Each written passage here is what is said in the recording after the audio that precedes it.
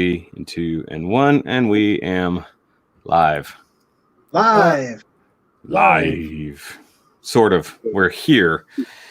Live is a perspective at this point. Because at least two of us are dead tired. I mean, I'm just dead, but whatever. Yeah. Most of me feels dead. I did locate myself some caffeine, though. Nice. Just to sort of get through the stream. So what's going on, guys? We're back on the Sunday live stream for the finale. We didn't screw it up this week, even though it could have been pretty easy to just bump it a day. But guys, what's going on? So, of course, with me, as usual, is Rodimus13. We're over all the way over here. There. Joey Duck. Duck, so I can point at him. Over there. And, of course, we have Joey on here because he has been a part of this review series several times. So we figured it makes sense to bring him on also as a hardcore Zeonist. It'd be good to get his overall thoughts. So we're going to go over the episode, and then if we got a little bit of extra time, we'll also talk about our thoughts of the series in general, especially myself being a noob and Joey having never watched the series, just the OVAs. So he's probably got some thoughts as well. Actually, I know he has some thoughts because he shared them. Many thoughts. Spoilers. He didn't like it. Well, I'll give my opinions later. See, you need to change your name to Joe Guns when you're in one of my streams, so people know who you are. To Joe Guns. But then I can't promote the brand. Joe Guns should be the brand at this point. It's just a good name. Yeah, but the funny thing is, like the other week, I guess when we were streaming, I guess it was on Monday, and somebody referred to Thomas as Rod. And I was like, "There's nobody named Rod here." It's like either say the whole name or don't say it at all. It's just weird when you dress him as Rod. It's like he's Rodimus of the 13. My oven's going on. I'm gonna go. I'll be right back. Rodimus of the Shelf Space Clan. Put that on a shirt. By the way, I'm wearing your shirt here. I noticed that. Thank you. It's super cool. Well, normally you're wearing, like in a lot of videos, you've been wearing my shirts lately, so I decided to throw this one on because, well, it was laundry time and all my me shirts were in the laundry. So, speaking of that, I did order myself an MS100 shirt today. Finally, I got the Char chicken variety because I think it looks cool. And that's probably going to be the version I get when I eventually break down and buy one. We have to have money for it first. Yeah, that was my thing. But also I did I got some of the Shoki Reviews stickers, not the MS100 stickers, but the Shoki Review stickers. So I look forward to that. I have none of my own merch in that regard as it stands. I see Jerry in the chat. I know there's 5 people watching. I don't know who else is here. Guys, if you are watching, wave a little bit in the chat. If you're unfamiliar, we normally BS for a little while, and because Joey is in the middle of meal prep because he's running a couple hours behind, we'll just wait a little bit till he comes back. Also, I need to bring up my notes to a usable degree. Oh, look, he's back, as we were just talking about him. So what went up on your channel this week, Thomas? Let's see. I had the review of the HD Build Strike full package, and crap, what did I put up on Monday? Always do this. Yeah, you always forget the first thing. Do I have to look? You'll have to look. You'll have to look. Oh, speaking of which, oh, you know what's weird is I have not gotten a notification that we went live. Because normally I got one. Okay. Well, I guess I don't have that channel up. What did I? That's not the right app. I'm like looking around to see what I have up on. Oh, yep, there shelves. goes. There's the notification. Let's go to the Rodimus 13 channel. I can tell the second thing. Okay, so you had like nothing really. That's odd. So I guess I posted on Saturday because I wasn't able to get the exported properly on Friday. No, all you had was your Lego Iron Man thing from last week. That's right. And then the full package. You didn't have anything else going on. Oh, I didn't post something on Monday? No. Weird. Monday was your Lego Iron Man thing. Okay, then that You had nothing like the rest of the week you had nothing until that. See, this is what happens when we get off by a day. Everything gets screwy.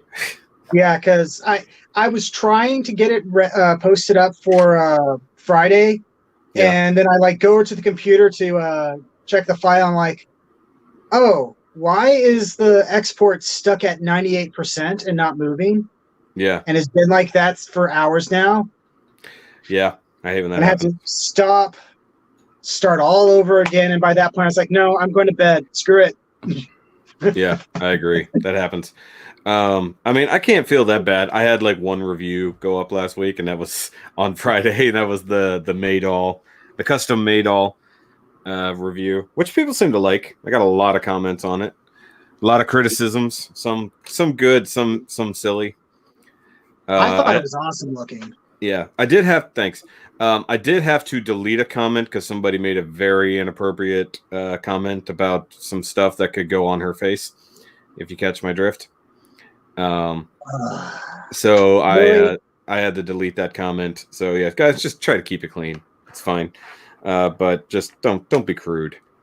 If you want to be funny, that's fine. Don't be crude. Yeah, we don't need any of that crude oil on anyone's face. No, exactly. But I do have stuff coming up this week. I've already got the Gunpla review done because I have been building. So I have the Gunpla review done. Thomas has watched that, if I remember correctly, over on the Patreon. Seemingly. Maybe. Somebody's watched it. It's got views, and I think I only watched it once. So that'll be up on Friday. I have another statue review coming up probably Tuesday, just for the hell of it. But I'm working on getting more stuff built. I actually have another kit already done, sitting on the review set, so I can knock that out tomorrow. I have the next build sitting here ready to go, and I'm working on a weird custom thingy for a random idea I had. Jerry, if you need any merch, link is in the description down below, along with the subscription button to go over to Thomas's channel and do that. Sorry, Joey, I forgot to add your Twitter and stuff, but that's okay. At Joey _Ganota. Yeah, find the Joey Ganota on the Twitters. I guess once again I discovered that Flame Toys not only liked but also retweeted my images from the things. So I thought it was just on Instagram, and then I looked on Twitter. I was like, okay, all the shit I have ever shared, and they've never noticed at all, and now they're liking and retweeting and stuff like that on my pictures of Prime. Nice. That one picture of Prime got over 25 retweets. I'm like, who are all you people? It's like, oh, it got shared by Flame Toys. That made the difference. Okay. I know you're not you're not on Twitter as often as I am. Yeah. But man, Twitter's a trip.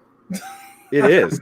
But I mean, I think the problem is I was always sharing stuff on Instagram, and then it's doing the share to Twitter, but it's only sharing the link, not the image. Right. And I guess that's been the downfall all this time. So even if I was tagging Flame Toys, it didn't make a difference. Okay. Still stand by the Maydol model kit. It's a 1-to-1 model of her in a real world body. Technically, no. Because she doesn't have her hair, so to speak. She's just got her plastic hair. And the fact that it's a 8th or 10th scale representation of her real world body from GBN. It's like an action figure version of her real body, so to speak. So it's not even a 1-to-1 scale. And because it can do her mobile suit form, then that's actually a 1/144 scale. So it's a weird, depending on how you look at it, she's multiple different scales, but never really 1-to-1. That's why they don't put scale on this. I remember when I was looking at the box for Sarah, I noticed that scale was conspicuously missing.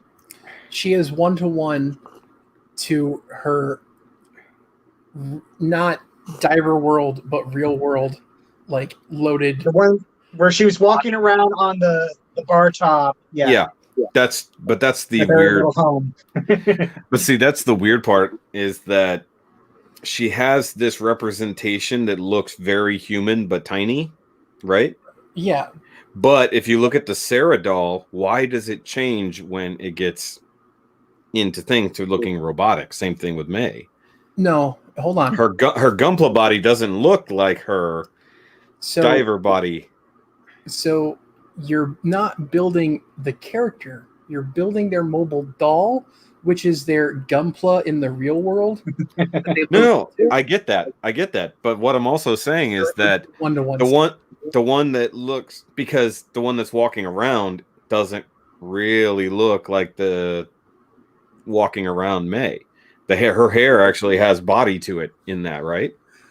I think in the real world she has the plastic sheets for hair, basically. I gotta look at it again because I thought they actually added like something that looked more like a real bodied hair. No, because like the picture Dougie showed me, somebody has made like custom like real hair. It looks really good too. It looks really good.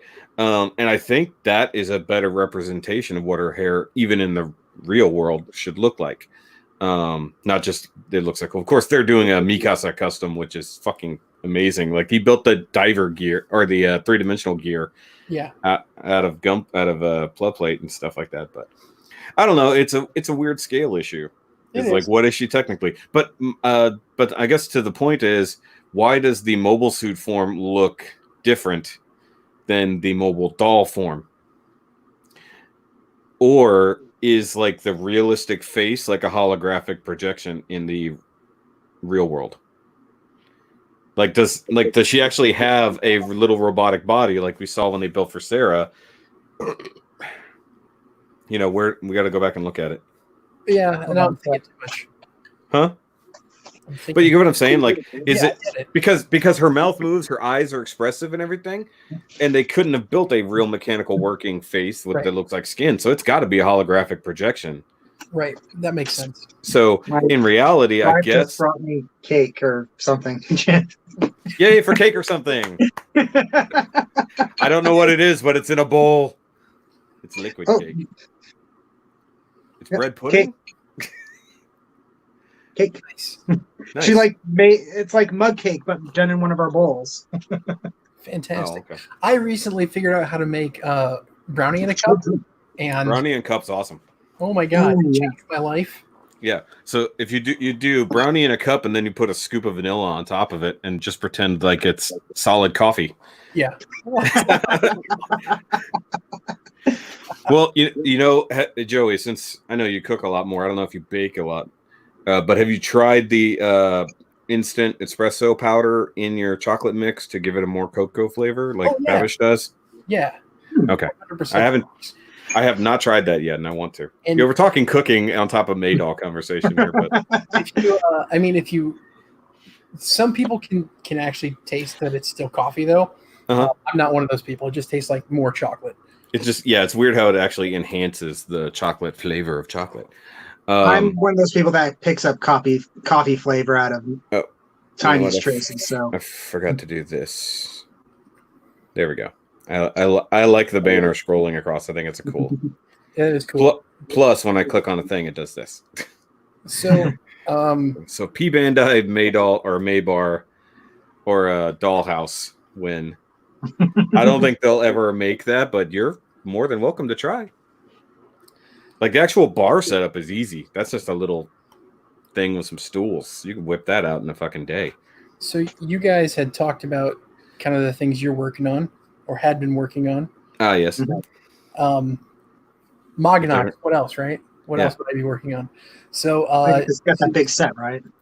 Yeah. So this is unit number 4. I had to order from the Netherlands. I had to order the MS Blade set that had the antennas. Yeah. Put an antenna on his head. His shoulders are being painted, and they're drying right now. They're being painted. Well, they are painted. I'm waiting for the paint to dry. Okay. Sorry. It sounds like there's a factory next door. Yeah, I spoke. They're being painted right now as we speak. This paint's drying. Is going to be unit number 5. These shoulder pads, which are out of focus. Yeah. They came from the 1/100 scale Serpent Custom from Endless Waltz. Yeah. Okay. Yeah. I thought they looked kind of familiar-ish. And I'm going to have to do a whole lot of shaping to get these to look the way they're supposed to. But so far, pretty happy with that. Yeah, because what you're doing is you're looking at the actual anime and finding the actual individual suits So make sure that they are as accurate as you can make them, right? Yeah. Because remember you did that thing with the cape. Yes. Which was awesome, by the way. I thought that was super cool. The wrap, yeah. I see Joey tweeted out that we're live. I did. Yay! Got to mention. Cool. Yeah, and I went super simple on the thumbnail because I figured it's like, what single event do I try to point out in this? And I was like, I guess I could have tried to pull all the characters together, but they were never in a scene together or anything like that. Yeah, no. Everybody was kind of spread out in this episode. Yeah, and there was no Rawl, so Joey couldn't have been anybody except maybe Revell. I would have been Revell. I could have been. Yeah, I mean, if you could have put a wrap around your head, and I could have just colored facial hair. I totally could have done that. Why? It only just now came to me. It's been a long damn day. It's been a long day. It has been a very long day. I'm exhausted from work yesterday, and like I did nothing virtually all day yesterday after I got home.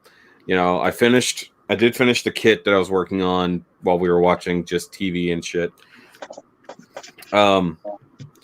And just today has been cleaning because we needed to just clean the house, you know, get all our flat surfaces disinfected again. And we decided to do laundry way late in the day. So we were almost late because I was retrieving laundry. But that saves me doing stuff tomorrow. But like, you'd think as exhausted as I am, I would have managed to nap at any point in the last 2 days, but no. I can nap super easy any given day of the week, except for the weekend. It's like I feel like I have too much to do, and I just can't manage it, even if I'm exhausted. I understand that because if it weren't for my wife, I probably would have just kept working away on the comic and stuff like that, and almost burned myself out. And she's like, "No, if you need to take a break today, take a break today." And exactly. That's how I ended up working on this guy. Fun fact: if you brighten the thumbnail, you can see Shoki's face. This is not Five Nights at Freddy's. You don't have to sit there and search for secret stuff hidden in the images. Would you do that? You should do that on every thumbnail from now on. I don't even know how to do that effectively. I don't know. It's like how I hid. I put like hex code stuff in my video descriptions during and before October. That was blatant though. That wasn't hidden on the edge of the screen in numbers. If you brighten it up to a certain degree or turn down the red channel, you know, it's like if you watch Game Theorists, all their stuff that they've been doing on Five Nights at Freddy's for years, and they're talking about finding different codes and images, and images hidden that you have to run through a sound converter so that you can hear what is being said. It's like, Jesus Christ, it's so deep. Or you have to open up the file in a certain thing and then convert it, then open it again or something. Yeah, opening a text file or something like that, opening an image as a text file, because that works somehow. Rejoice, our Dark Overlord Shoki-sama has received the final episode of Gundam the Origin.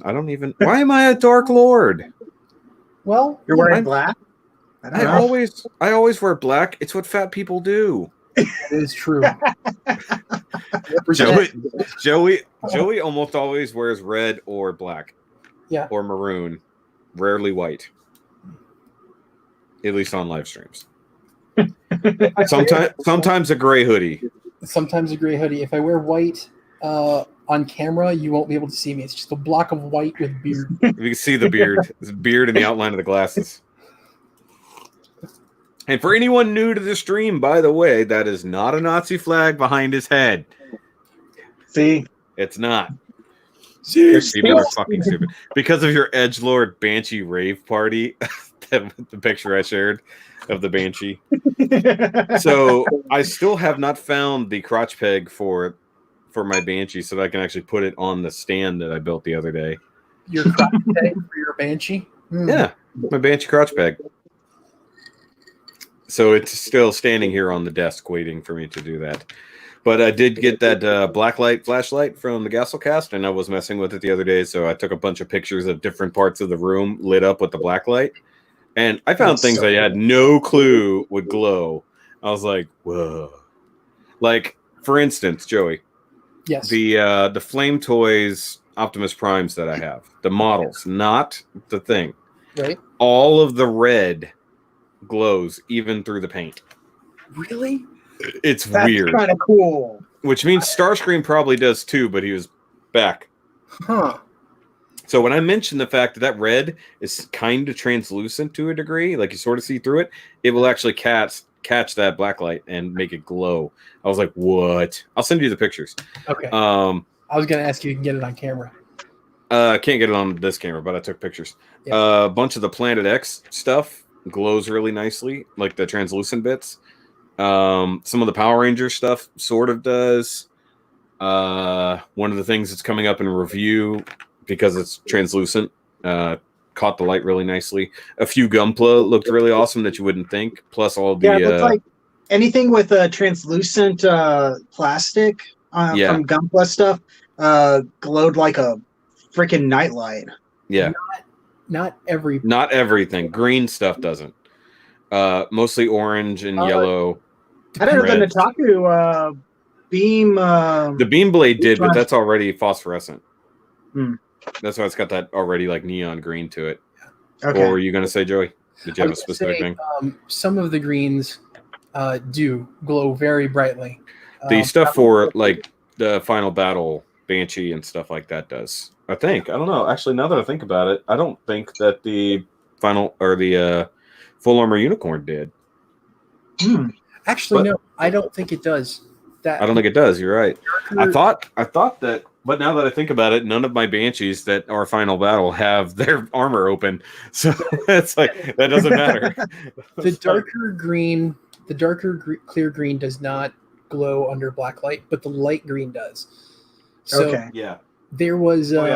So the May, for instance, that the beam shield and beam blades glowed like great.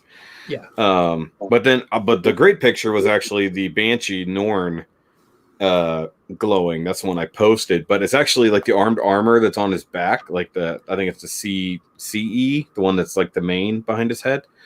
That because the reflective surface is right behind it makes it looks like it's lit up and not just glowing. I was like, damn. I was like, I knew it could do that, but damn.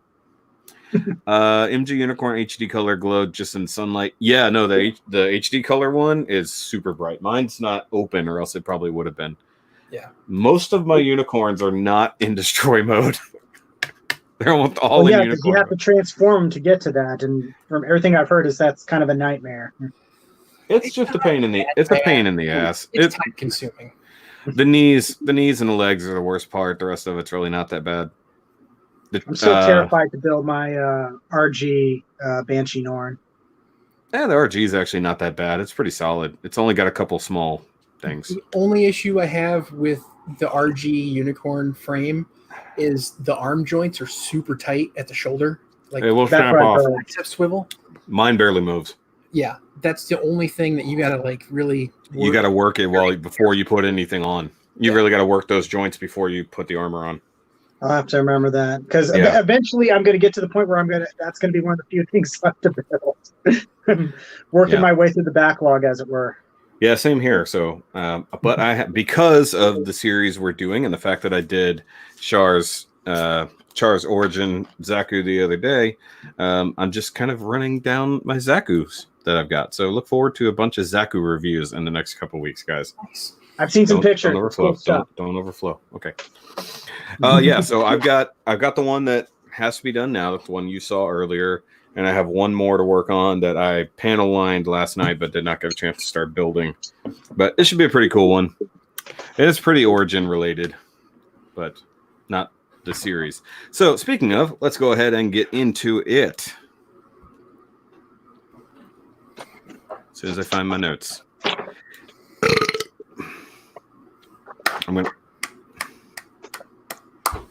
Thank you. I appreciate that.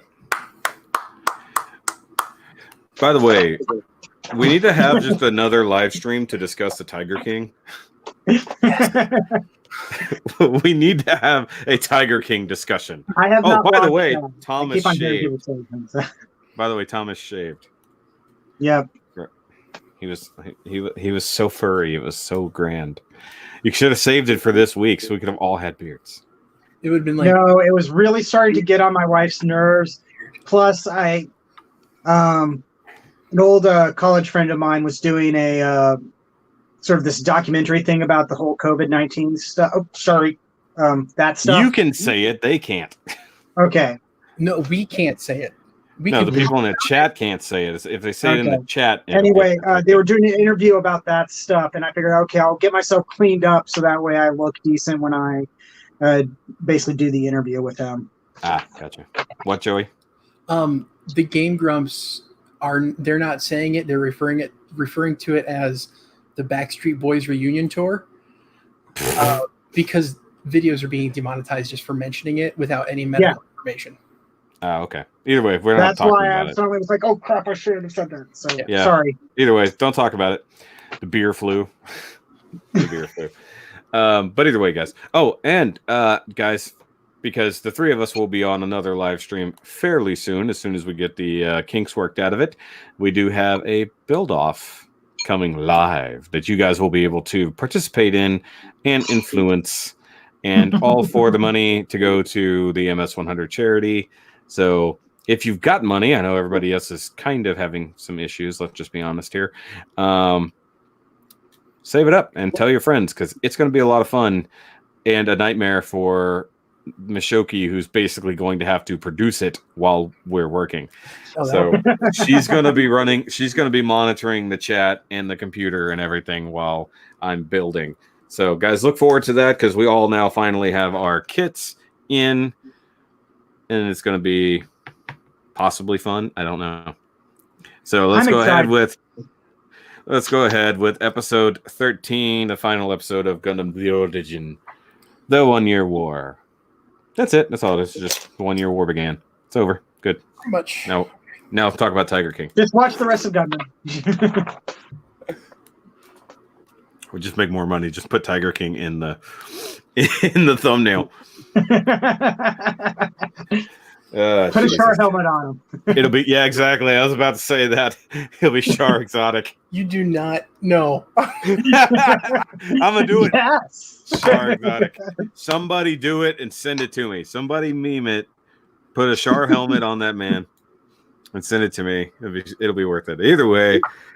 So this episode picks up where the last episode ended, where Char has accidentally meandered his way in the middle of nowhere to practice shooting at things with his brand new ship. And they ran into a ship that wasn't supposed to be there. And that particular ship is containing a very important person who also should not be there.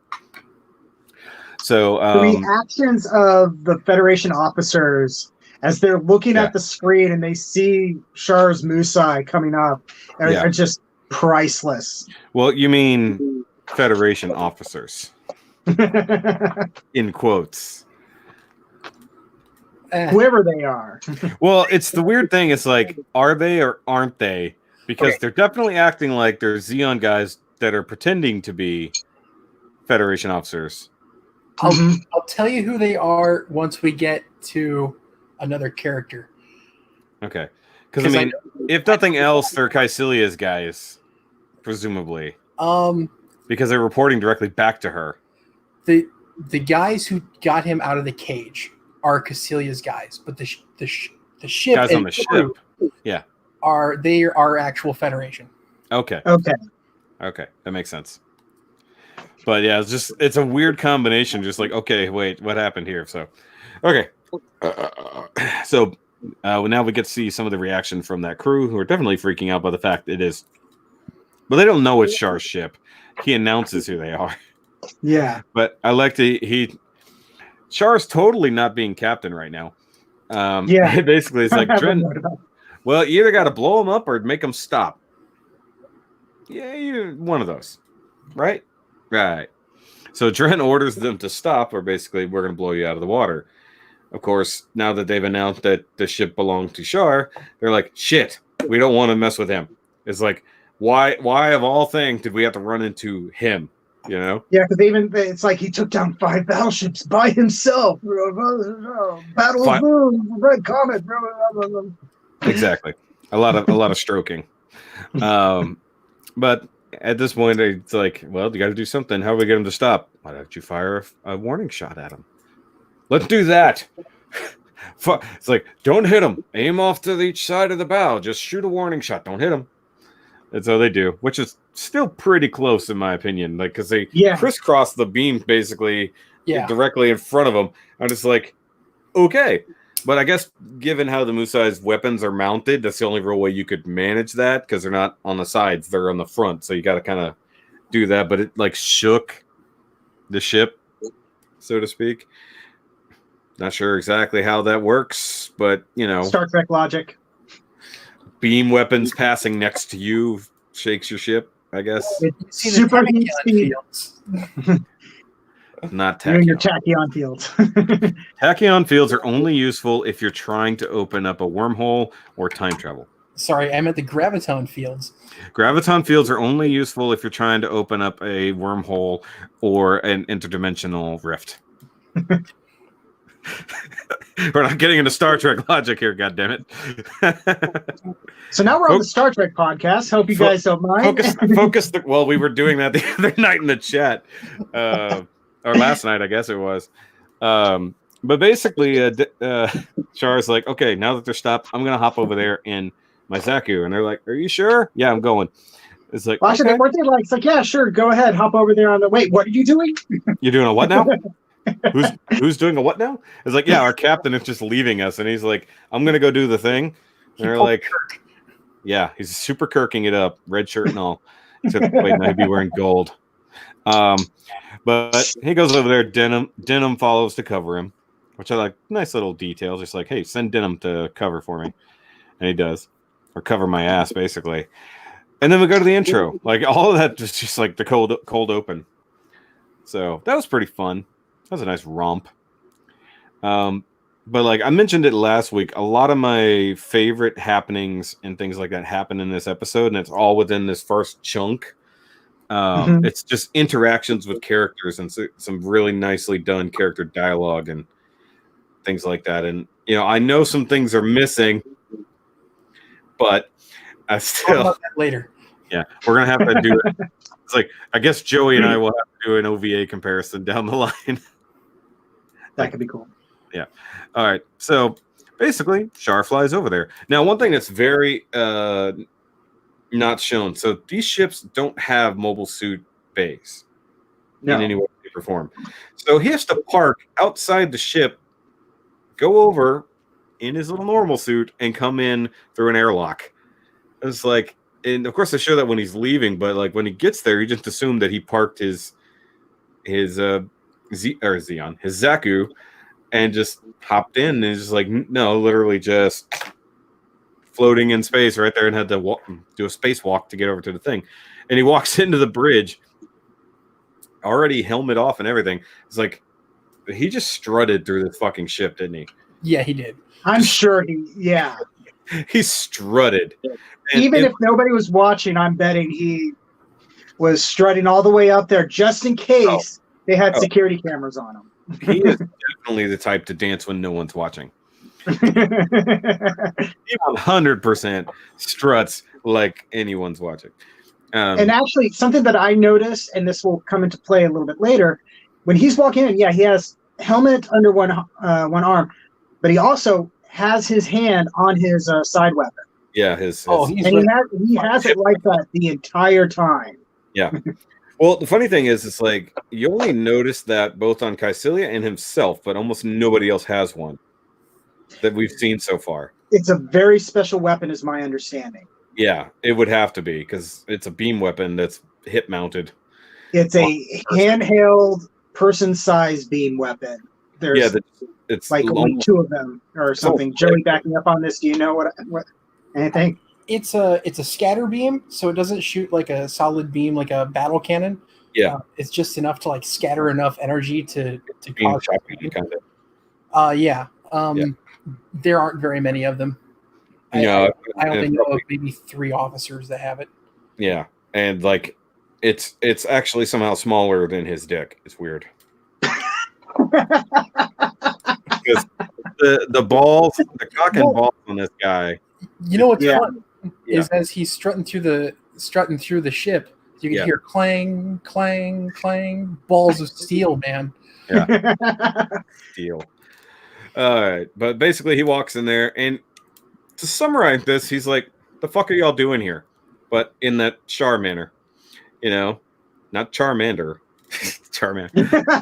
And I love the fact, like, some of the guys are like, and a couple of guys are, it's just one guy. We could take him. There's like 12 of us. And like, of course he doesn't hear that. I love the conversation that happened directly in front of people. They're like, just one guy. We could take him. It's like, he heard that, stupid.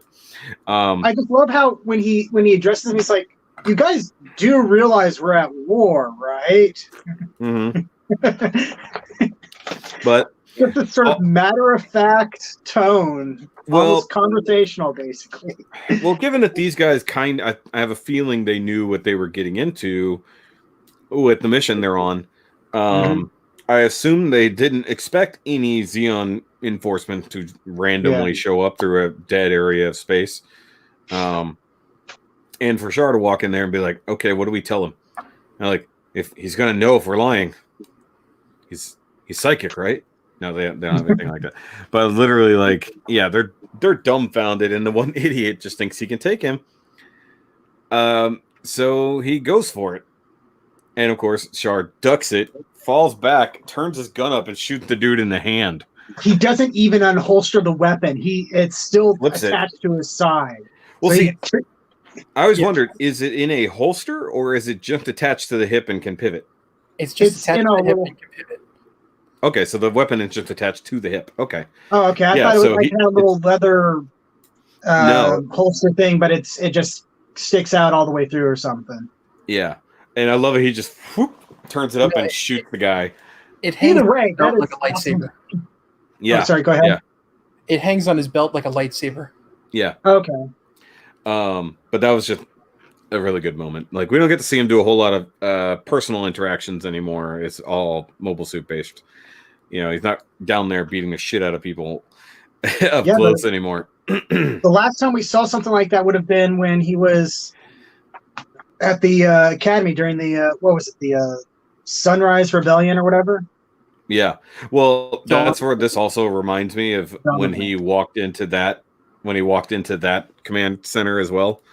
If they could have had red light behind him again just to mirror that moment, it would have been awesome. That would have been awesome. Excuse me. But I love the fact in my notes. So I said he quickly ducks and shoots from his hip guns. Like, oh, so that's what that does. Because you've always seen it on Concilia's hip, but she's never used it. It's just there. Now we know what it does. And basically he repeats himself, okay, you're going to tell me why you're here, or the guy out there in the big green thing is going to start poking around the ship until it has more holes than that guy's hand. The Zaku comes up and aims to punctuate his remark. That was awesome. Presumably he can still hear him through his helmet. So, he's probably got some sort of open comm going with his. You would definitely want people to know what's going on. But of course, the man of the hour walks in. Here comes Revell. He opens the door. He's just like, okay, I better show myself before this goes further, because he clearly had an understanding of what was going on. After a minute or two, he realized what was happening and how he was suddenly being transferred. But then he walks in, and Char, he snaps to attention, even salutes. Yeah, he pauses for a moment to sort of like, tick, tick, tick, tick. Okay, that's what's happening. And then, Oh yeah, that's a truth there, Hida. Someone with a shovel. It's been a while since he stabbed someone with a shovel. That's true. And then this. Again, her brother. I don't know if I thought it was just a regular rifle in that scene. I'd have to rewatch it. I don't think it was her sidearm. Either way. I want to say it was her sidearm. I thought I remember that coming up in Mobile Suit Breakdown, but we'll see. Somewhere down the line. But either way, he says, can I ask a question? Are you Admiral Revell? And he's like, yep, that's me. And he's like, yeah, pretty much. He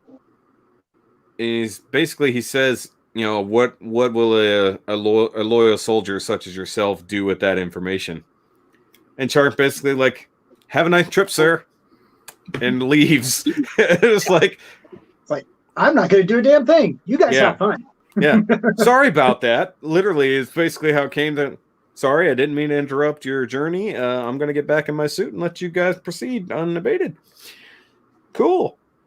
I'm not even going to tell anybody I was here or that I saw anything. He Basically, even I think wishes him safe travels before he walks away. he did because he's polite as fuck. Char is very polite. Let's just be honest. He's an asshole and he condescends to everyone, but he's pretty polite. He has manners. Let's just be honest here. But His mother brought him up right. Yeah, but this is the part that I loved. This is the line that I love the most. So Dren panics, is like, wait, we're just gonna let that ship go? We're not even gonna do anything? And Char literally replies, "It's fine, Dren. That was a treasure ship that was too rich for my blood. We came very close to ruining a brilliant bit of political theater." I was like, he instantly knew what was up. Like, he's like, this ship isn't supposed to be here. Revell is no longer in custody. I'm gonna get the fuck out before I screw this up. Like, this is, it's like, I wasn't informed of this, and now I know what's up. I'm getting out. It's like Char out, It's like, I feel like if he had been like facing away from the door, like he would have been like, whoop, and just out the, straight out the door when that happened. But yeah, that reaction, just like, that was a brilliant bit of political theater. And it's like, yeah, that basically would have ruined all of their current plans that they spoke of before. Plans are in the works to extend the war. And yeah. So what we get now is a montage of Makuv going to do negotiations. Makuv. Complete with like little newspaper overlays and stuff. Yeah, that was actually very nice. I liked all that. It was just, and it was all in English too. Did you notice that? I noticed that a lot of things. Well, like most of the signs we see that are in English, depending on where they're at. But yeah, it makes sense that he's dealing with the world government, which is probably very much based off of, I don't know, some major country. So odds are most of the world speaks English in this, because they see a lot of English depending on where they're at. But yeah, there was a quick little montage. I assume somewhere else it was a bit longer. But then they just cut to, was it Yashima's? Or is it Yashima or Yaj? Yeah, I thought I had it right. Flying to Side 7, because that's what they do. Like their personal space yacht, I guess. Yeah, it's a cool looking ship, actually. It was really cool. I kind of want to kid it. The Yashima company, owned by Yashima. They make a lot of things. They're really into cargo shipping. So that makes sense, because the ship we see later, a lot of the ships, right? Yeah, they're on a lot of transport ships and stuff like that. Most of the, like, if they weren't clearly a Zeon ship, I bet what we've almost entirely seen flying around between colonies is probably a Yashima vessel. Yeah. Mm-hmm. Yeah. Like, if I remember correctly, the one that was blowed up with Char, the original Char, on it was a Yashima ship. I think so. Yeah. One that looked like an old school space shuttle, but double decker going this way. Mm. But yeah, so they're flying up to it, and then what is the daughter's name? I've forgotten. Mirai. Mirai. I knew it was something like that. I couldn't remember. I mean, I know who she is. I just forgot her name, and they never say it outright, I think, in this whole episode, and they've only mentioned it once before, like 7 episodes ago. Yeah, they mentioned it when she was visiting Don Tibolo. Yeah. So I remember who she was. I just couldn't remember her damn name. The fact that I got Yashima correct was good, because he couldn't read it on the side at that point. So, yeah. I mean, like, I skipped over a lot of these conversations, at least in making notes. But basically, they're heading there to inspect the Gundam and whatnot. In theory, that's what they're going there for. Or at least the base or something, yeah. Yeah, because at the same time, Amuro is trying to head back to his dad's work. Now, one thing they haven't necessarily covered is how much time has passed since that previous incident. Like, in theory, it's been months since all that went down, but they're acting like it's only been days because when what's his face? I had his name written down, but I'm not looking at it right now. Kai. Thank you. Yeah, I knew Sheeden because when I see Sheeden, I just instantly think IBO because I assumed that was a reference. That's why when they have a Sheeden Kai, I always think that's funny. So he literally stops Amuro in the middle of the street to be like, "Hey, so your dad's something special." Clearly not just working on a construction project over there or development. Plus, he looks like he's been beaten all to hell because he has. Yeah, so we know that they got beat to shit by the Fetties. We know this. We heard it. It was cut short. Oh, I bet. For this series. Yeah, I bet. So that's where it's kind of hard to tell because he's still really bruised up and bandaged, but not like he literally just got beat up. So, I mean, it could have been a decent amount of time, but he's still pretty wrecked.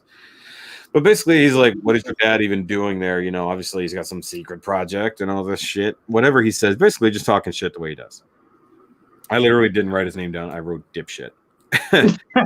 What is he doing in secret? Is he just dragging us into the war? And basically, Amuro tells him to fuck off and get out of my way. Is like, yeah, he's just very calm. It's just like, get out of the way. I think he says you're gonna get hit by a car. Yeah, he calmly tells him that he tells him like it's dangerous to stand in the road like that. Yeah, in a road that has literally no other traffic that we've ever seen so far. I mean, supposedly there's only like 50 people on this whole colony at this point. 80 construction workers and their families. Yeah. Oh, okay. I underestimated. Was it 80? Yeah. I'm trying to remember exactly the number that the doctor says later. 30,000 construction workers. 30,000 construction workers, but I wrote it down. It does say 30,000, but it definitely doesn't look like 30,000 people live in this colony so far. Spread out. However, there's a huge chunk of it nobody's allowed to go into. So that's probably where most of them are. Mirai gets naked in OG, just saying. Good for her. Yamcha Company. All 3 of the girls are naked in the original series. Yeah. Sayla's in a bath by herself, like a bubble bath, all stressed out. Mirai is just taking a shower and the sink breaks and Amuro has to fix it. And Fraubo is showering while washing the 3 orphans. Yep. Yeah. Not that I pay attention to when girls are naked in anime. Especially when one of them is his waifu. It's not like he has a huge poster of that scene over his bed. Not that scene, and it's not over my bed, but I do have a pretty large poster of. And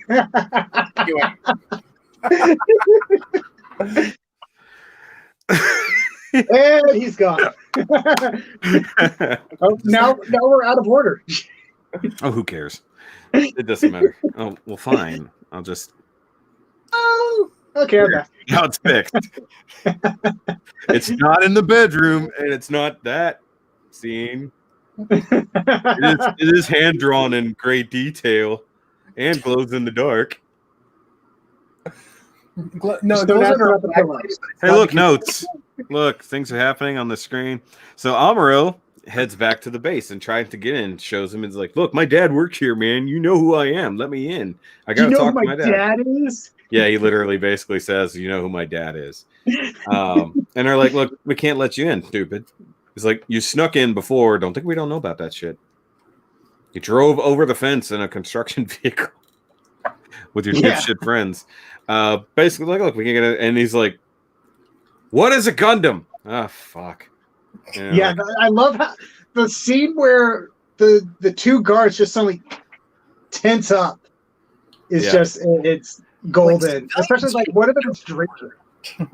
Yeah. What was that? Civilians shouldn't know that word. Yeah. I want to know why the guys at the gate know that word. Like, wow, this facility doesn't have a secret department. Everybody's in on whatever the fuck is happening. Well, it's all a secret department. Yeah, but I'm just saying, like, there should be like the secret department, and there should be the gate guards who just know not to let anyone in that isn't on these specific lists, but doesn't know what the fucking Gundam is. Yeah. It's like, But that one guy literally does the anime, like shit. Cringe. Yeah. Oh, that hurts. I shouldn't do that. Don't do that, dude. I'm still hurting. I got to take some Tylenol before bed. One documentary said the Sayla's nude scene was what triggered the hentai industry. It did for Joey. The hentai industry has been going on since like the feudal period of Japan. So no.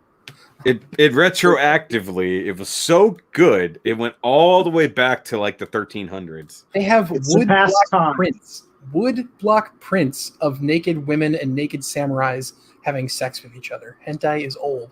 Those are just because the monks had nothing better to do, and they had vivid imaginations. The only way we could do it, man. Go. And some of it's gay sex. I'm just saying. Yeah. Why does every other Gundam series know what a Gundam is? Because in every other series, they've somehow come up with a Gundam. Apparently, it's an inevitability in almost every universe. Huh? It's like it's a franchise or something. Yeah. But well, I guess outside of like other major franchises, it's not an inevitability. So it has never happened, as far as we know, in the Star Trek universe, that they never bothered to make giant mechs. Which is a shame.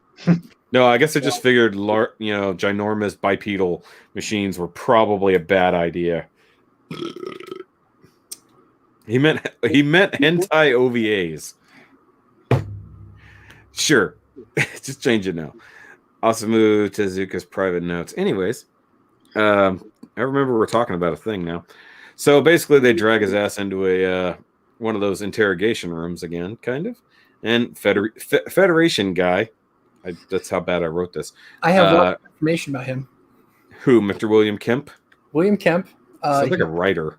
His character is based off the actor, the British actor. Also, William Kemp in the manga was the original pilot for the Gundam. The guy who was supposed to pilot it? Yeah, he was supposed to pilot. Okay. Oh, okay. That would make a lot of sense, actually. Why the guy who should be the pilot comes in to interrogate him. Like, why do you know what this is? When he introduced himself, I had a feeling that, like, the way they dropped his name, it's like, okay, this is supposed to mean something. I looked it up on the wiki, and I was like, okay, all I'm fighting was William Kemp from Gundam Origin. Okay, I guess I'm overthinking it. But no, if he was in the manga and a big shot there, then yeah, that's definitely a weighted name drop. I was at a con one time. They had some of the cells from Gundam OG, and they had some of the shower scene cells. They were like several $100s or higher than the other cells. Well, no shit. I wouldn't pay that much. And it's only like that big, That's the point.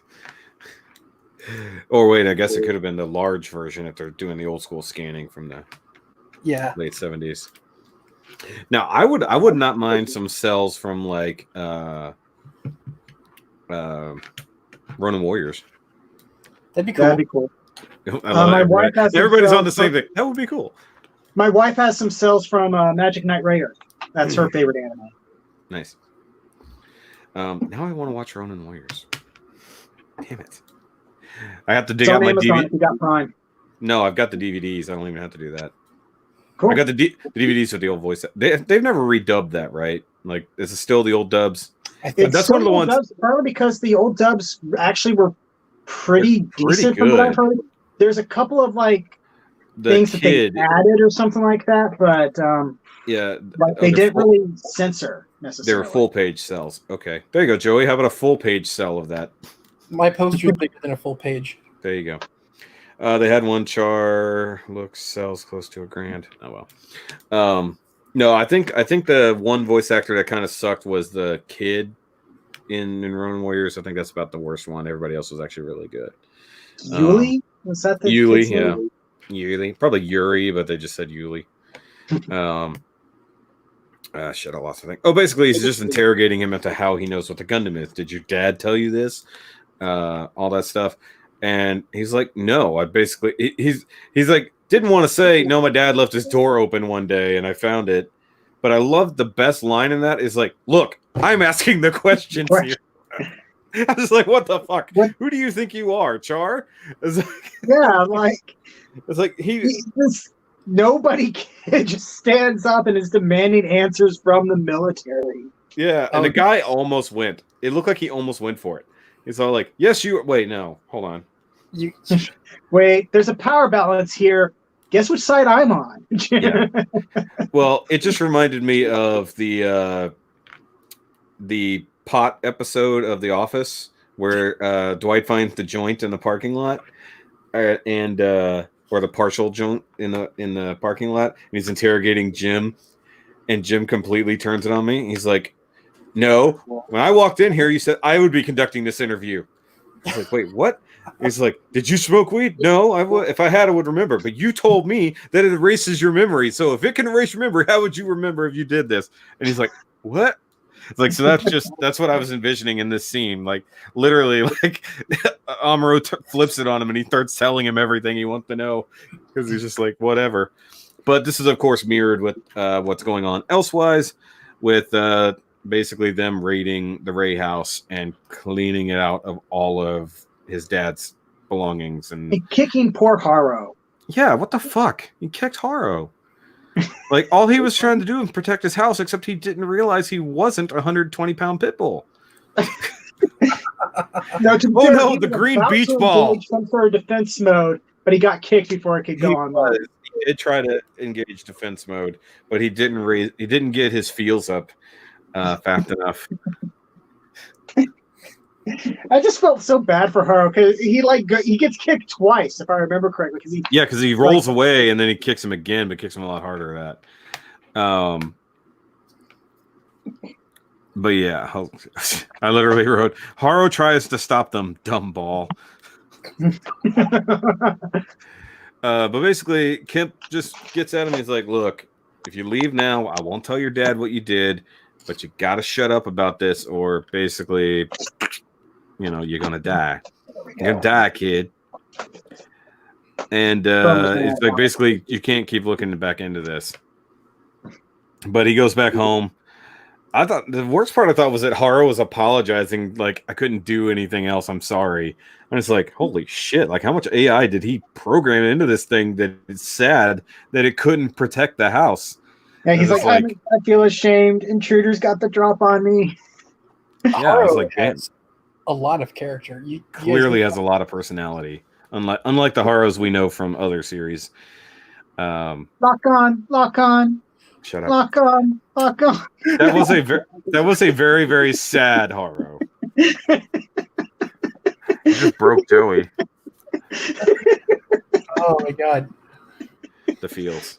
That's as bad as Full Metal Alchemist. Oh god. What was that? You don't even have to say it. I just say FMA and we know exactly the scene you're talking about. Do we? There's only a few scenes in anime that can make me cry every time. Yeah. Wait, what's the one from Full Metal Alchemist? What am I missing? When Big Brother. That one. The daughter and the dog. Yeah. Okay. I was confused. There's also You going to bed? Okay. Why are they putting dirt on Daddy? He's got work in the morning. Don't. Fuck you, asshole. Oh, god damn it. I know. Right? Why did you do that? Fuck. I gotta take a minute. It was funny until you went there. Oh man. I was okay with the other one. Oh, where are my antidepressants? Oh my god. God damn it, man. Oh, I shouldn't be drinking. At least it's whiskey, not vodka. I learned my lesson on that one. Shit. Meanwhile, back in Antarctica. Yeah. Federation officers congratulating someone on a job well done. It says touring promotion is in the cards for them and their team. Yeah. By the way, who thought it'd be a great idea to build a domed city on Antarctica with a tropical lush paradise? Here's the thing: is in the future, I assume it's a neutral zone. It's neutral territory, but it's all the Federation. Yeah, but like, you could have had like a Capitol building or something like that, not a like 10-star resort in a bubble. by this point in the future, the Earth is so polluted in global warming, like all the snow's melted away. So it's like hell, this free land now. Yeah, well, I mean, it was still pretty ice covered.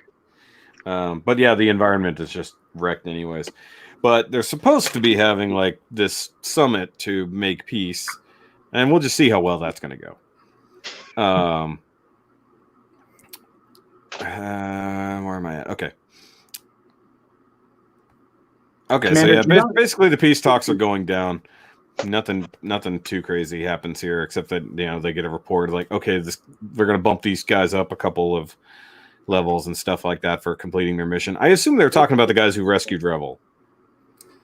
Yes. Okay. But I didn't know if they meant the Zeon guys or the Federation guys who weren't part of that. That ship, the ship full of Federation. Everybody on that ship, okay. Yeah. Because like at some point, like this gets slightly confusing because you know that there's a bunch of people on both sides at this point who know what's up and are benefiting from the last couple things that have gone down. Plus, it's almost like they're playing like the pronoun game. Nobody's giving names or anything like that, so you just kind of have to assume you know who they're talking about exactly. Yeah, basically. But then from there, we jump back over to Loom because we got to catch up with everybody in this episode. And basically, it's back at the hospital where Best Girl came from before. And she's like quitting her job, essentially. And the hospital's like half destroyed and has Zeon banners hanging outside of it now. Yeah, it's pretty wrecked ever since Garma went in there and did his thing.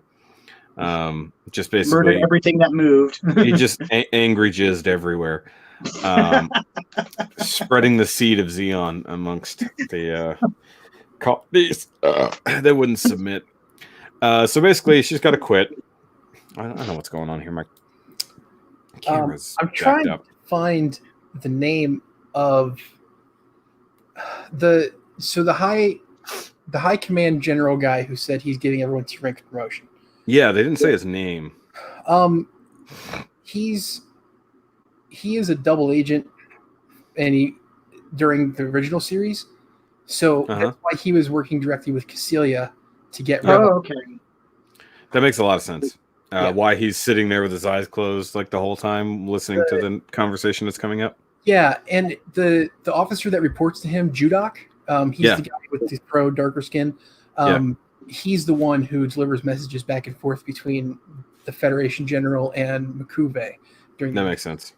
Oh, wow. Okay. Mr. Makuve. Spoilers. But basically, she's got to quit because things are gone shitty here. And she's like, I got to go. It sucks. And doctor's like, well, we hate to lose somebody as good as you, but hey, there's this brand new colony being built that needs a doctor. Why don't you go check out Side 7? It's almost like a video game at this point. It's just like, this is the new cutscene, like offering you the options. Have you heard of Side 7? You should probably go check it out. I like how he refers to it as like it's essentially like a remote village with no doctor. Yeah. Like describing it like it's some sort of Wild West town or something like that. It's like, that sounds like Texas. It's like, I grew up in Space Wyoming. I know what they're talking about. Space Wyoming. It's shaped like Texas. It's like they're so desperate they had to call it Texas so people would actually want to live there. I mean, who would want to go to Wait, hold on. I think I just figured it out. It's modeled after Wyoming, but they knew nobody would go there if they called it Wyoming, so they named it Texas. People like Texas, right? People like Texas, right? Yeah. Welcome to Space Wyoming. Y'all tricked us.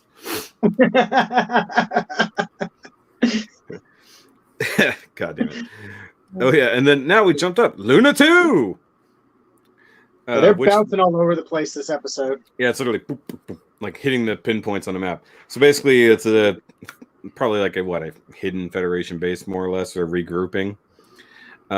Which Luna 2 is like not far away, right? Like Luna 2 is very close to. It's close to Side 7, right? Yeah. That's why everybody's kind of meeting up there because they know what's going on at Side 7. But Revell arrives finally. Which, considering they were heading towards Earth the last time we saw that ship, it's interesting that they ended up in Luna 2 when they were essentially right next to the moon. So I guess they took the long way around to not draw attention. I mean, I know Side 7's pretty remote as it is, but I'd have to look at the. Gotta look at the space map again. But they were heading at Earth, but like this once again goes back to the fact. Do that. Here we go. He's pulled up his map. I can't read any of that, Thomas. Point at Luna 2. Nope. Hold on, wait. Let me help everybody out. Nope, that's the wrong button. Hold on. That button. There we go. I see Earth. I see Luna 2, Side 7, L3. Elbow, Aku's way the fuck over there. Luna 2 and Side 7 orbit the Earth opposite of the moon. Yeah. And they orbit around the same Lagrange point. Yeah. So they would have had to gone. Okay, so that makes sense why they went diagonally across. Yeah, that looks like they could collide if things went wrong. Oh, you mean Side 7 and then Luna 2? Yes. Well, we're also not seeing it in the 3-dimensional rotation, so you can put the map down now. So in theory, it looks like one way, but they could be doing around the things. Either way, so that's cool. But actually, I guess if they wait till a certain point, it'd be really easy to transfer stuff from one to the other. Oh, yeah. Yeah, assuming their orbits are timed fairly well. Space. And plus, Luna 2 was brought over to basically be raw materials for the construction of the colonies, right? Yeah, because they even mentioned that before when they were transferring to Side 7. Said it was basically a resource satellite. Now it's empty. Well, by the time the original series starts, it's a frontline base. Yeah, of course it is. Well, I mean, we see that now. Which like front line? Did they move it? No, just Zeon's advanced that far. Oh, Zeon event. Okay. Where am I at? I keep losing my spot in my notes. But basically, they pop over there. Revell gets out. And it, like, obviously, it's not been very long. So this is the part that also doesn't make sense. Is like he's still bandaged up. So it's been a while since the Battle of Loom. And it took them a while to get there. Because they've already had to go to Earth. Makuve's already done all his stuff. They're ready. They're getting set up for the I think a lot of things conference simultaneously. That's the hard part because, like, we know if this is right, he had to fly, or they had to fly, basically, you know, about as far as you have to go to get from one spot to the other. Yeah.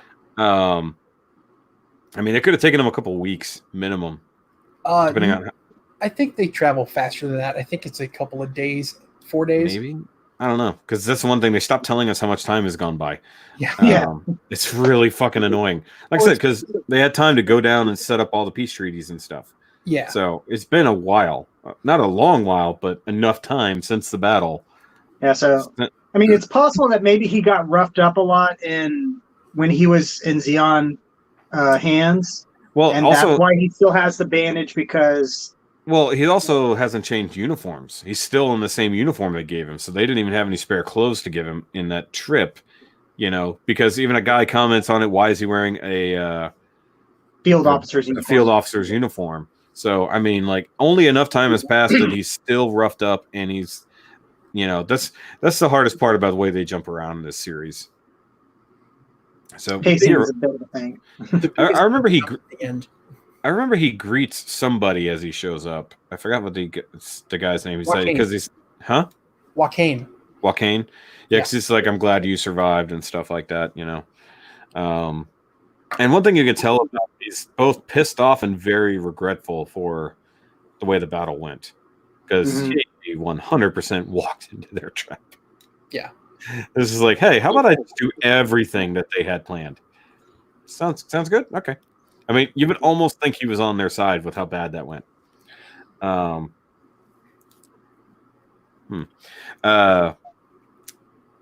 basically, they go back to Antarctica, and you see these guys discussing the treaty, and they're just being assholes, like coming down the escalator having that discussion.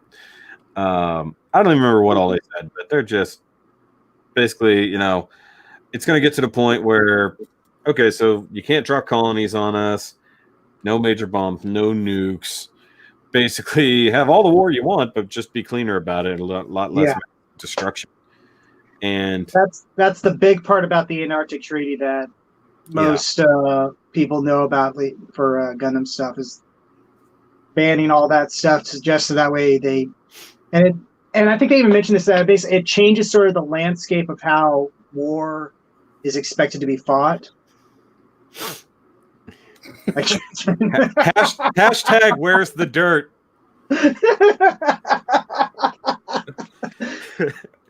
Hashtag where's the dirt, Federation. Bravo to you for remembering that.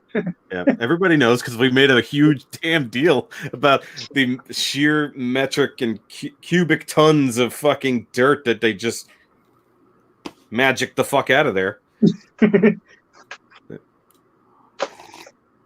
The two EF higher-ups are called Elran and Gop. Elran is a traitor, while Gop is a shady one who cares only about himself. Thank you. Yes. Okay. Fair enough. Fair enough. I wrote down like they were all beady-eyed and like cartoonishly evil looking, basically. Yeah, and Makuv walks into this thing, and like for some reason, like just the way all these talks were going and stuff, I'm just like, and the way these people are acting, I'm like, okay, we've seen what generally happens around big things like this. Either somebody's going to have a heart attack, or something's going to explode. That's just like the whole feeling. I was like, this is what they've ingrained in me now. Every UN meeting, I just assume someone's going to die. So you were talking about figuring out the time frame here. Yeah. Zeon declared war on the 3rd of January. Yeah. Dropped the colony that week. On the 16th. The treaty, the Antarctic Treaty, is signed on January 31st. Okay, so it's still January. Okay. This is all within a month. And the Battle of Loom was like on the 15th. Like the Battle of Loom wasn't on the 15th. The two forces engaged at Side 5, which was Loom, on January 15th. Then that would mean that they were warring before the colony hit the ground. Because the colony didn't hit the ground until the 16th. Yeah, because we were both Shoki and I were like, we're glad that it didn't land on our birthdays. Yeah, it entered the atmosphere on the 15th, landed on the 16th. Huh. So they're fudging numbers. Well, okay, there are a lot of discrepancies with the Origin since watching this again. Yeah. So, yeah. 24 tons of dirt. No, it's way more than 24. Plus, and we've talked about this before, but the fact that all this happens in 1 year always feels a little to me, because it's a lot of stuff to happen in a very little amount of time, particularly when you start looking into all the mobile suits that suddenly get developed in a matter of like weeks. Mobile suits are made of the dirt from Jaburo. No, that's where Gundarium comes from. Not Luna Titanium, it's Jabro Dirt. That's the new name for it. I think the war spanning just a year makes sense just because of how quickly technology can advance at that point in time. And also just the scale of how quickly people are dying. Yeah, you'd run out of people after a year and a half. Well, we already know that war is basically like war is the mother of invention. If you need to invent some shit, start a big war. Yeah.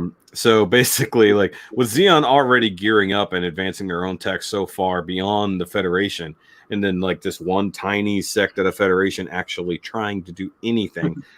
Just like once they got what they needed from Minovsky and those guys, just it kind of changed things. It's like, oh hey, we can make smaller, particle generators and reactors and shit.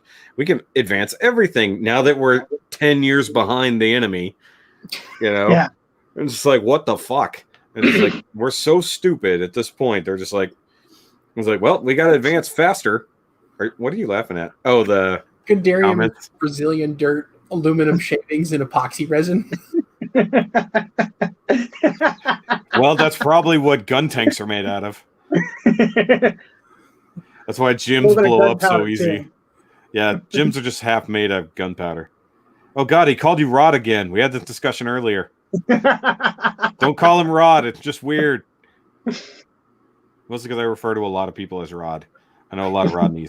IKEA mobile suits. Quick and easy to assemble, and it's just particle wood with a nice veneer. Put IKEA mobile suits up on the screen. Oh yeah. Sorry. I was like, I don't know how. Oh, I can click on the button. Yeah, IKEA mobile suits. I like that one. The Detolf. That's my favorite today. I mean, Detolf even sounds I'm making. like That determines it. I'm making a Detolf Gundam. It's like stay tuned for a custom Shoki IKEA Gundam down the line. Detolf. Now you have an excuse to get a clear Gundam kit. Fuck that.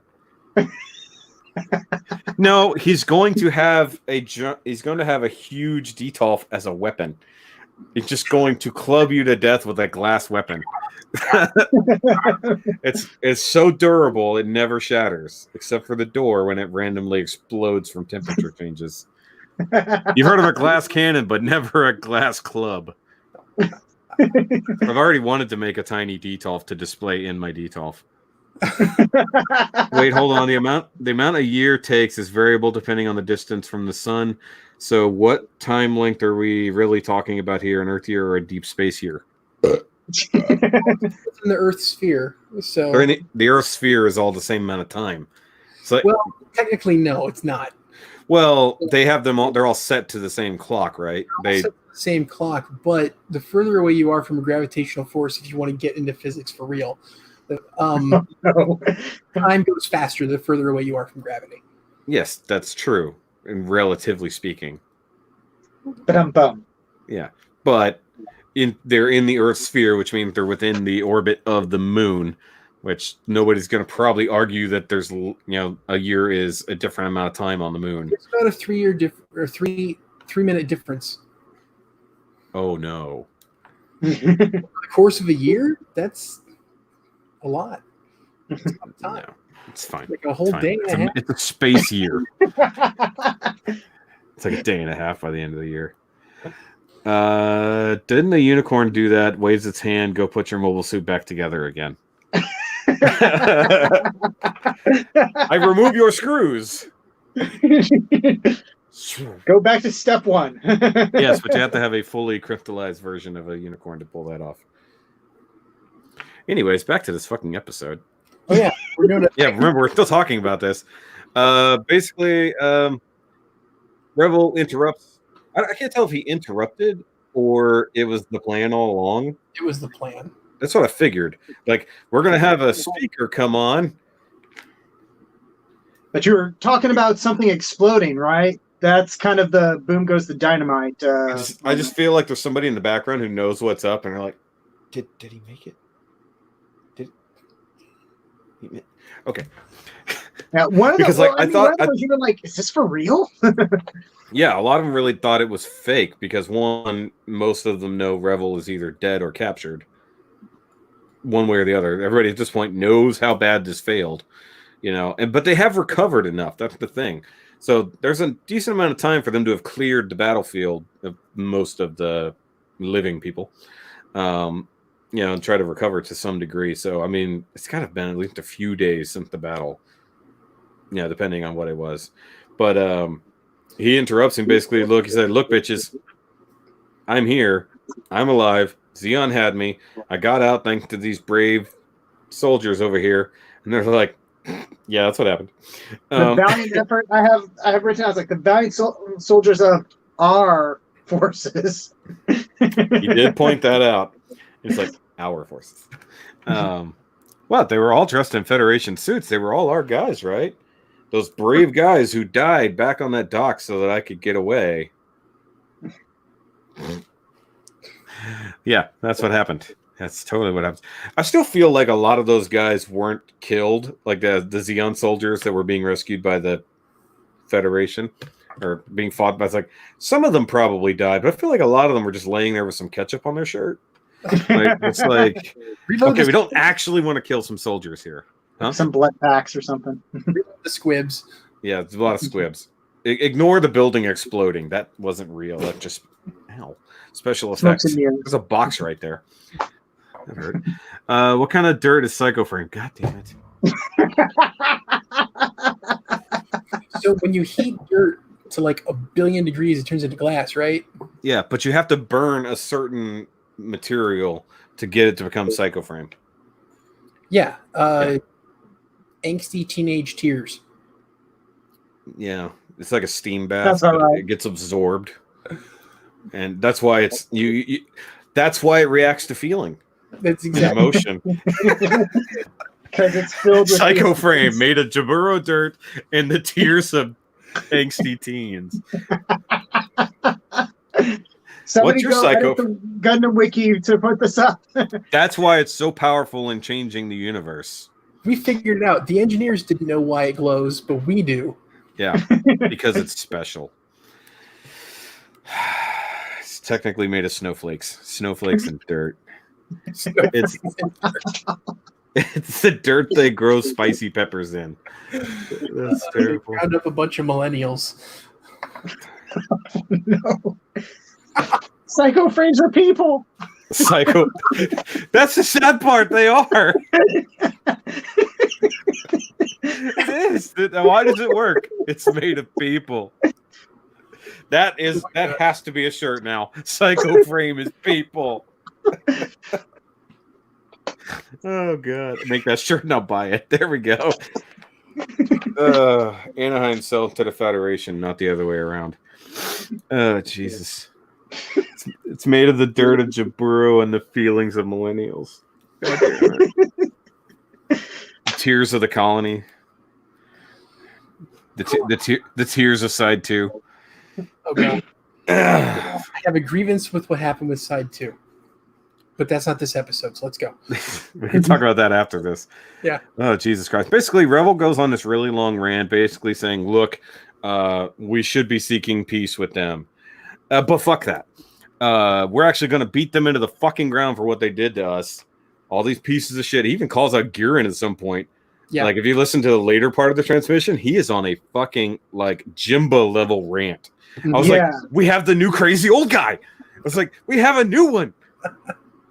Yeah, because he's like, it's like, I'm aware these are peace talks, and I want peace too, but a truce must not be signed at this point. I have written out next to that. Why? Yeah. Because, well, go ahead, Joey. I know you said something. Oh, it's just weird because he's usually so level-headed. Yeah. Seemingly. But he raged on this. Yeah. He did. I was just like, and, you know, I don't know if it was it? I guess he'd been holding it up. He'd probably been, he was a prisoner for however long, a few days minimum. Had to go through this harrowing rescue, runs into fucking Char on the way out, and just like, okay, I have a chance here. I can literally say what Degwin basically implied that I should do. Now that I'm out, I should do the right thing. Oh wait, these guys blew up my ship and everybody that worked under me. No, fuck you guys. Fuck you guys. Literally, it's like, fuck you. Don't sign a treaty with those bitches. It'll just be a surrender. We're gonna come back. We're gonna kick their fucking asses. You know what it is? It's the speech from Achilles to Alexander before he gets in the suit after Athena got her ass beat. Robot Jocks reference. Come on. Okay. I thought you were referencing Greek mythology for a moment. I'm going to get in this thing. Did you guys? I'm going to kick. Say what? Did you guys see that reference? It just went right over my head.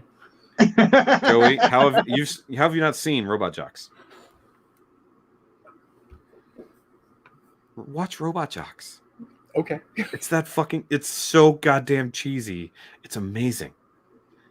It's one of the best fucking large robot fighting live action movies ever made. I will watch that. It's like the best thing 1992 had to offer. 1992? I think so.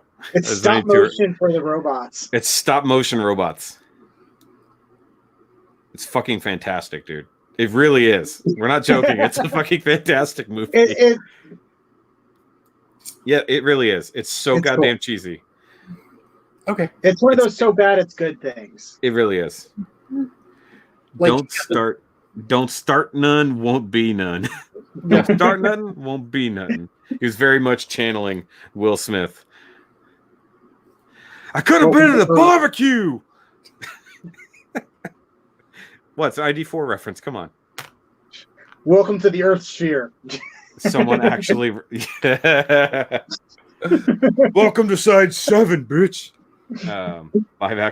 Live action stop motion animation. The mechs were stop motion, but the actors and everything real live actors and all that stuff. It's great it is a seriously great movie. It's like if there was anything that like pushed forward my love of mecha that had nothing to do with cartoons, it was that. And sadly, there's no model kits that have been made in like the last 20 years of those mechs. There's like one that was ever made. That's a long time ago. Say what? Googling robot jocks now. It's JOX. Yeah, I got it. Okay. Continue. No, I was waiting for your reaction. It's fucking great. Hold on. I'm looking at the images. Hang on. Yeah. It's fantastic, Joey. I could just pull it up for screen share. Huh. This actually looks okay.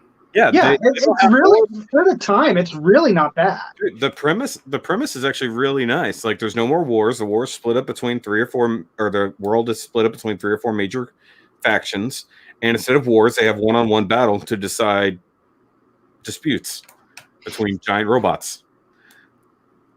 Huh? It's actually very much G. I was just going to say, it's very much G Gundam. Why haven't you watched G Gundam yet? Because this is way better than G Gundam in every fucking movie. Because G Gundam didn't have Achilles. It has Domon fucking Kashu. So exactly, that's the problem. Domon Kashu's not the problem. He is the solution. If the solution is actually, if you've seen the series, love is the solution. Power, friendship, and love. No, just love. God damn it. And naked. That's why he's. Anyways, I don't even fucking know what happened. Where are we at?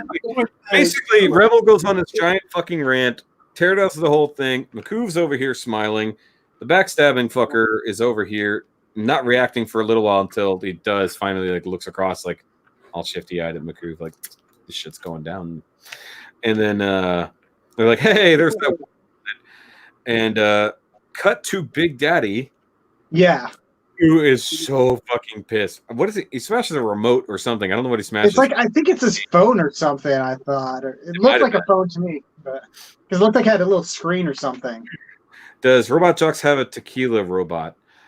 I don't know because you don't get to see a whole lot, but it does have a giant four-legged upright robot that has a crotch saw. So yes, crotch saw. So it can do the ultimate teabag. It's literally the ultimate teabag. That's the fucking movie. That's why it's so worth seeing. Anyway, okay. Have a rocket fist. They actually stop motion a rocket fist that looks awesome. So yeah, Degwin like drops the phone or whatever it is and smashes it with his cane. Yes, he is livid. Oh yeah, he is like so shaky. Mad. He's so fucking mad. Damn you, Revell! Literally. So he goes out where all the rest of his kids are standing around waiting. Because that guy says that the commanders of the Earth Expeditionary Force are there. Basically, the people that are about to take over the damn planet. Yeah, the ones that are about to sit in there. And he walks out. Garma's there, all proud. Hey, Dad, I just got promoted. I get to go to Earth and take over North America. And, like, up until now, it's literally like, okay, the delusional kid got all this shit. He's going to do all this, but no, Daddy's going to hold him back. And you think at this point he's going to walk over to him and be like, no, you're not going to go out there. No, he grabs him and says, you go down there and you fucking bring back Revell's head, basically, is what he says. You go down there and you crush all those insolent fools. Yeah. Like, so at this point, it's Revell's fault. I believed in the power of Big Daddy last episode. And fucking Revell just has to be the grumpy old man. I've been saying it this entire time. In this series, they paint Degwin as somebody who didn't really want to fight. He didn't want any of this war business. He just wanted independence for Zeon, and he wanted to have power over said Zeon Republic or Duchy or whatever. He wanted his people to be free of the tyranny of the Federation, to do their own shit and just be left alone. To the point where I'm not even 100% certain he's the one that killed Daikun. Yeah, we pretty much discussed that. The zombies or something like that. Like it really feels like he didn't know what was going on, and he was just as upset as anybody else was. I'm pretty sure Sasuro was behind the assassination of Zeon. Yeah, okay. It's just the fact that Degwin, while they were friends, he also, last episode we kind of covered that, it was one before that, where he basically is like, look, Daikun was kind of a madman. And it's like, so he has led Zeon a certain way. But as soon as he put Giran in charge, he started following the teachings of Zeon. Like, huh? Yeah. So he basically took what Daikun had, but it turned it up another notch. Like, he was clearly going mad at his everything, but clearly somebody was fucking with him to the point that he was going to die. But he wanted to declare independence. He went in there to start a war, but then that's when he died before he could get there. And so it took him a little bit longer to get there. So I think what they wanted was him to declare the war and then die, not die before declaring the war. So incidentally, Big Daddy took over and had slightly more peaceful ambitions while he put his son in charge like a dipshit. Yeah. It's just like, hey, let me put the super crazy, hyper intelligent one in charge and tell him, look, we're going to get our independence. Don't start a war. I don't think I said that part out loud. Don't start. I still didn't say it out loud. Fuck. Hey, Dad, guess what? I started a war. No, you purple-haired fucktard. The plot was to kill him before he could make any sort of declaration. Yeah. So they could blame it on the Federation. Yeah. They I know they wanted it to be blamed that the Federation killed him. And they basically blamed everything after that on the Federation as much as they could. Mm-hmm. You know, like, Federation did that. Feds did it. Are you Federation's sure? fault that we're having to do this stuff. It's the Federation's fault that we had to take this colony, kill everybody inside of it, and drop it on your ass. It's like I said last week. It was an abusive relationship. Look what you made me do to you. Pretty much, right? Look what you made me do to you. But I guess they kind of had that relationship with the Federation. Like, they did kind of beat them down. They were very tyrannical. While they could, I'm sure there were certain aspects that were fine, depending on a certain point of view. But obviously, certain colonies had it worse than others. And it's seemingly Side 3 sucked ass in general. Like, they don't even get windows. It's like, we're not even going to bother putting windows in for you, fucks. You're the last colony to go up. It's like, wait, no. Side 3. No colonies for you. Fuck you. You stare at the backside of the moon from your dock. We only have pictures of the sky because we don't actually get to see it. I bet it rains there constantly too, because fuck them. It's like space Seattle. It's always fucking rainy. You never see the sky. And I bet it's colder in there just to be a dick. So cold. I didn't know it could snow in a colony. Yeah. Well, apparently in Yuki's mind it can. Oh. Poor Yuki. Poor snow. Oh, he's a snowflake. Okay. His Yuki means brave. Yeah, he wasn't imagining bravery falling on his head. Hey, look, it does snow on the colony. I better go get what's-her-face. She's definitely still alive on the inside, right? I'll give him credit. He died last. I'm so sleepy. Why are you guys all sleeping on the job? Man, this door is heavy. I still don't know how that guy was still alive by that point when everybody else in the entire colony was dead. Someone has to be the last one to die. And it had to be the one we were looking at. And they weren't going to show the pile of kids dying on the inside. At least in this version. But I like basically as Revell continues his rant, we jump back to Side 7. And you got the Yashimas now in their car heading to the base. They have it's kind of hard to follow their conversation because the thing is going on over the background. And I guess they're just talking about what's going to happen from here on out because of this and stuff like that, and about how the war, whatever. That's not I'm sure that's important, but like the next few chunks that happen are far more important as we catch up with everybody who's going to be important. It's just like complete with little subtitles to explain who they are and what they did, which is handy for someone like me. Yeah. But we cut over to what I put down as Amuro's cohorts. They're just playing in the water. You got the little kids there, and Frabo.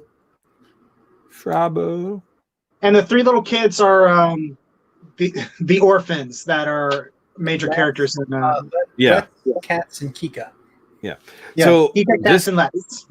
this is the part that really reminded me of what Age did, because they did the same thing. So like all the people directly around the main character at the time ended up on the ship together, even little kids and stuff like that. So I thought that was really like, wow, Age really was going straight off of original Gundam for a lot of it.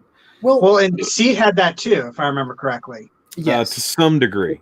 Yeah. In the original series, it doesn't really seem like they all knew each other really well. Yeah, they're acquaintances.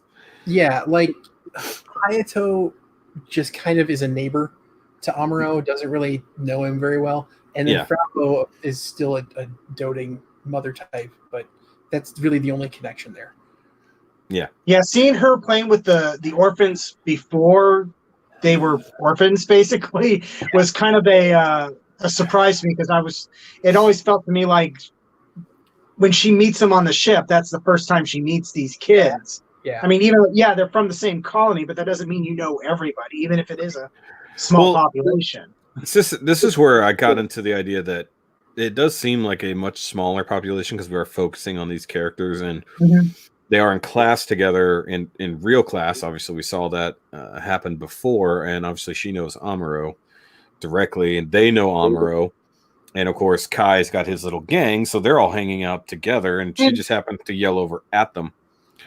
And it makes a certain amount of sense, because also they all, if I remember correctly in First Gun, they all like try to head to the same shelter, basically, when the attack happens. Yeah. Which would imply that they're all within the same radius of one another, and thus the same shelter, because otherwise they would have gone to the one on the other side of the colony or something like that. You're not going to go all the way around the circumference or whatever to get to the same place. So they're effectively all in the same neighborhood. Yeah, which I gathered in general they are, because Kai is not going to walk from the other side of the colony over to go bitch at Amuro. So and they seem to be near each other. Yeah, that's probably true if he really wants to prove a point. But yeah, I think obviously they have to be near each other, and I assume in theory, original Gundam is going to pick up very soon after this event. That's the implication to me, at least. Yeah. Well, did you watch all the way through the credits? Yeah, I did. So that little scene where Char sees the white base. Yeah. That leads right into the first episode. That's what I figured. That's what I was assuming. It's the only new scene added to the TV cut. Nice. But basically, they're playing in the water. Frau yells over at the guys, "Hey, come join me!" And she's all like, "Come join me," kind of shit. Come play in the water. She does. She's. I mean, look. Huh? I have that poster too. Of course you do. But the guys literally look over at Kai. He's like, "Hey, she wants us to go join her, should we?" And like, why are you asking him? She wants y'all to come hang out in the water. Go. And Kai's sitting there listening to his headphones, and he's like, "Shut up." It's like more important. What did he say? Like important guy talking or some shit, big wig, something like that. And so he's listening to this broadcast, and he's like, and basically they are popping from character to character at this point. They give the little caption on the screen. It's like, this is Kai Shiden. He serves on the white base, fights in battle as as gun cannon crew, is what the caption said. But as we discussed a while back, that he's a gun cannon pilot, right? Yes. Yeah. So he does get in a mobile suit at some point.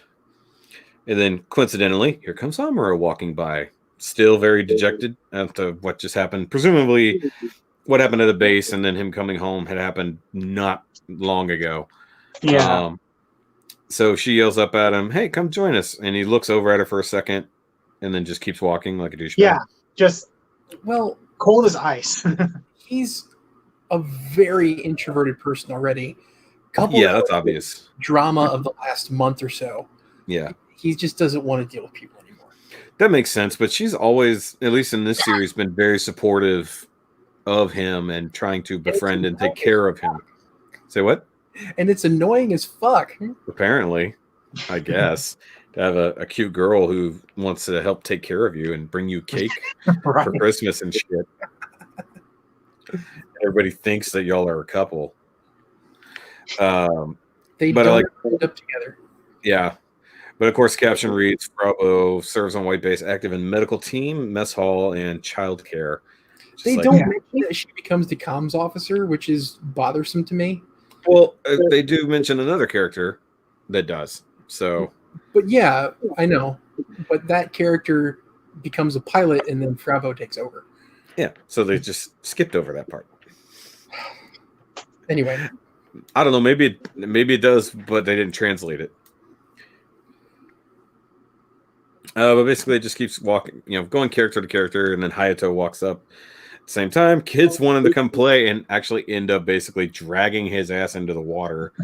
That was hilarious. Which was funny. It's like, I feel like he actually had something important to do, and like they're just like, this must be like the way home, I guess, like for everybody.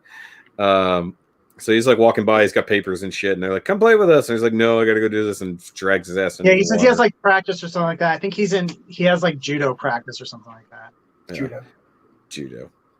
And the caption reads, Hayato Kobayashi, and he serves on white base, active as gun tank crew. Did he pilot one? Or when I say crew, I assume they mean pilot, but I don't know what it means. So, yeah. Or did he work on them? He co-pilots with Ryu. Okay. And, yeah. Well, okay, so the first time that anyone gets in the gun tank, it's Hayato and Kai. Okay. But then Ryu takes over, Kai takes the gun cannon. And and then eventually Ryu stops piloting, and suddenly he comes down with a bad case of not piloting anymore. Yeah. Yes, it does. It reminds you of an outro of G.I. Joe. And now you know. Exactly. Then Amuro stops and looks up at the wall behind him and says, beyond that, the Gundam is there. Like, basically, like he wants to get to that. I wonder if he will. He wants that Gundam more than Bravo. Fucking weirdo. Like the caption read, Amuro Ray serves on white base. Yeah, no shit. Climbs into the new RX-78-2 Gundam, active thereafter as the pilot. 78-02. Yeah, they added a zero. What do you fucking do?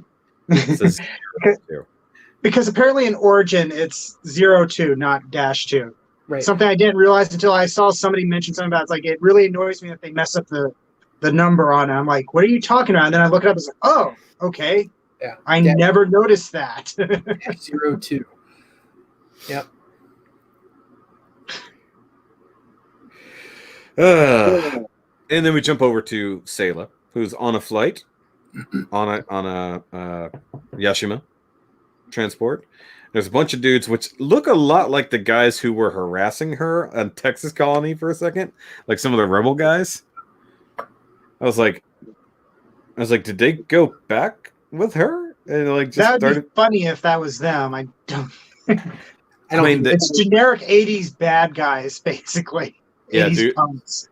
Yeah, so they're playing cards, just killing time, and she's just sitting in her seat, listening to the same broadcast everybody else is listening to, except for these other dipshits.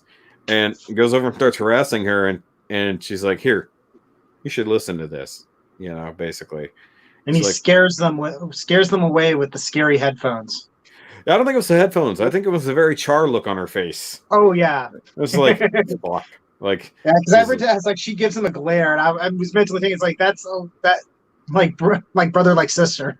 Yeah, no, that's definitely that face. Well, she's been through some shit.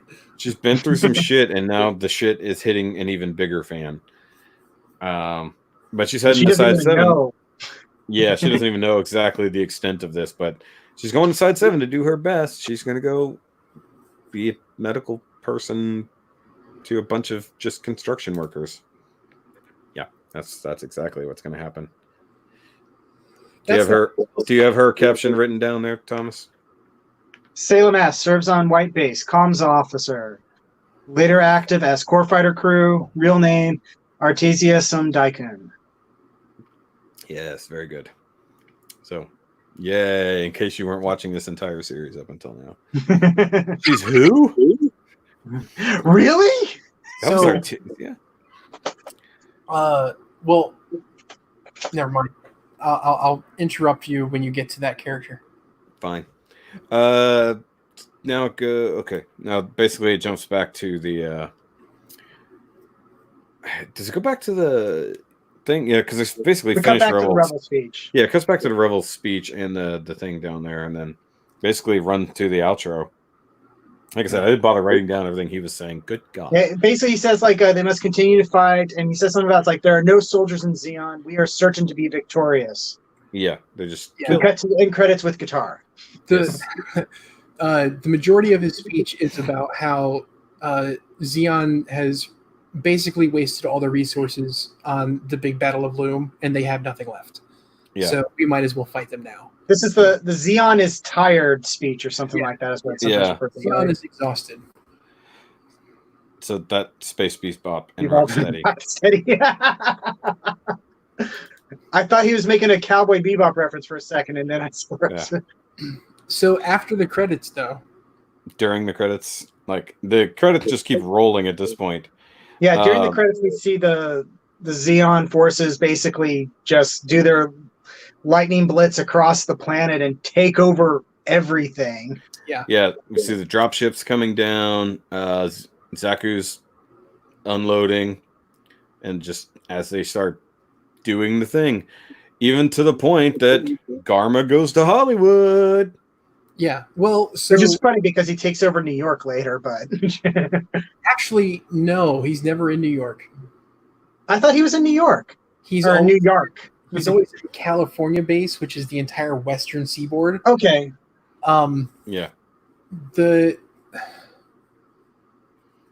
I'm trying to say he said he's going for the Western Front, if I remember correctly. He's in New York for not for military operations. That's like for that party then, and for the party. Yeah. Okay. Because where his fiance lives. Yeah, because he even says to his dad that he's taking over the Western sector. Yeah.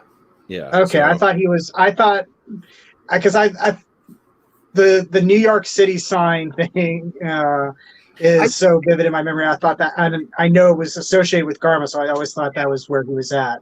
Okay. That might be where his base of operations is now that I think about it. And then within like 3 hours during that episode, he gets the Gao over to Seattle. That makes sense. Like a 3-hour flight from New York to Seattle. See, can we just point out one thing? Sure. Why the fuck is the Hollywood sign still up in this year? Like 300 years in our future, the Hollywood sign is still there. Because it's show business, baby. Well, it's like a historical landmark at this point, and it's owned by like a nonprofit organization that maintains it and stuff. Of all things that the colony missed. It's obvious that No. You can guarantee the Golden Gate Bridge was wiped out because it's a movie. The Golden Gate Bridge had to be destroyed. The Hollywood sign should have been destroyed. The Sears Tower should have been destroyed. But it didn't land there. No, but that's not the point. Random bits could have. Because we saw they peppered the world. Well, but you're telling me the Hollywood sign is still there after all this time. It went from Canada across the Pacific to Australia. And so that hits all of like Washington State and maybe Northern California. But missed LA. That's my point. It's a fucking missed LA. And is Hollywood still doing its thing at this point? That's what I got. Sure. I mean, are they still making movies and shit? In theory? In theory, only the elite are supposed to be living on Earth, aren't they? But like they still make movies and stuff. Yeah. In Unicorn, they reference the actress, 'cause she she mentions that Mineva says her name is Audrey Byrne, which obviously is a reference to real life Audrey Hepburn. Yeah, but they also have like a movie poster in the background. Yeah. That references another actress. So yeah, they still have movies and stuff. Okay, that's interesting though. And then from Garma, we see where Makuv ends up, which is France. Because he had the Arc de Triomphe behind him. I don't remember where all he started off his operations. He ends up in Odessa. Weird. Well, see, because I always wondered, because thinking that given his love of history and art, I don't think he's in Odessa. I think it was Operation Odessa was what. Operation Odessa. Because he was in like Europe, Middle East, Northern Africa area with some sort of mine or something like that. Yeah, the Odessa base was a big mine that the Zeons had taken over. Mm-hmm. And so Operation Odessa was the Federation taking it back. Yeah, that makes sense. But yeah, so he happened to be riding a tank down the streets in France. Yeah, I think. But yeah, basically we just see where they're setting up base, then we see them bombing the shit out of everything. Mm-hmm. It's like in the Grand Canyon for some reason. Yeah, I don't know. Was it the Grand Canyon, or was it just like Red Rocks or something like that? It's supposed to be the Grand Canyon. Yeah, or they blew up around the Amazon or the Nile or whatever, just river. Like, we're gonna wipe this out too. Fuck it. The Amazon River is where Jaburo. Well, I know that they're headed for Jaburo, but they weren't hitting anything that looked like a base. They're just hitting the fucking things. And clearly, Jaburo is under a giant mound of dirt, as we've seen. Yeah, because we saw where they were launching the ships from, and while it looked like jungle, so to speak, it wasn't flat riverland. It could also be Southeast Asia. It could be Asia. It could have also been some chunks of Africa. Well, I think Southeast Asia because of the rivers. Yeah, because that's where 8th MS team takes place. Yeah, I was about to say that could be the same theater of operations as them. Yeah, but it's just like, hey, some riverlands. Well, that's like when they showed off where the casinos and shit were early on when we met Lala. It's like, okay, which part of the fucking world is this? It's like, it's like this is completely oblivious. It's like the people they're showing, the area. Like, I don't know where this is in the world. Oh, that's South America. Yeah, sure it is. It doesn't help that it's like they show casino, like a casino area. And it's like, well, that could be just about any tacky casino based city in the freaking world. And when it's clearly Indian people in it, it's just like, where are we? It's just like, this is a place. Oh yeah, and then you find out at the very end of the episode, oh yeah, that's Jaburo. Yeah. Where's that again? South America. Oh, the Amazon River Basin? What? No. Okay. No, it's just a question. In the original series, it's in the Amazon Basin, but they mentioned it's in the Guyana Highlands when the colony is dropping in the Origin. And I looked at the map, and that is way too far apart to be the same area. Weird. Bad information. So in Origin, they changed where it was at? Sounds like it. Or is it just bad info? It could be, maybe. Well, no, it's the narrator that says it's in the Guyana Highlands. Yeah, but the narrator's clearly on Char's side. We got unreliable narrator here. Welcome to La La Land. I'll get into more discrepancies with Origin after we're done with this. Yeah. Okay, so basically we see all that shit getting blown up, but then we cut to outside of the Earth. They're showing space again. I wonder why.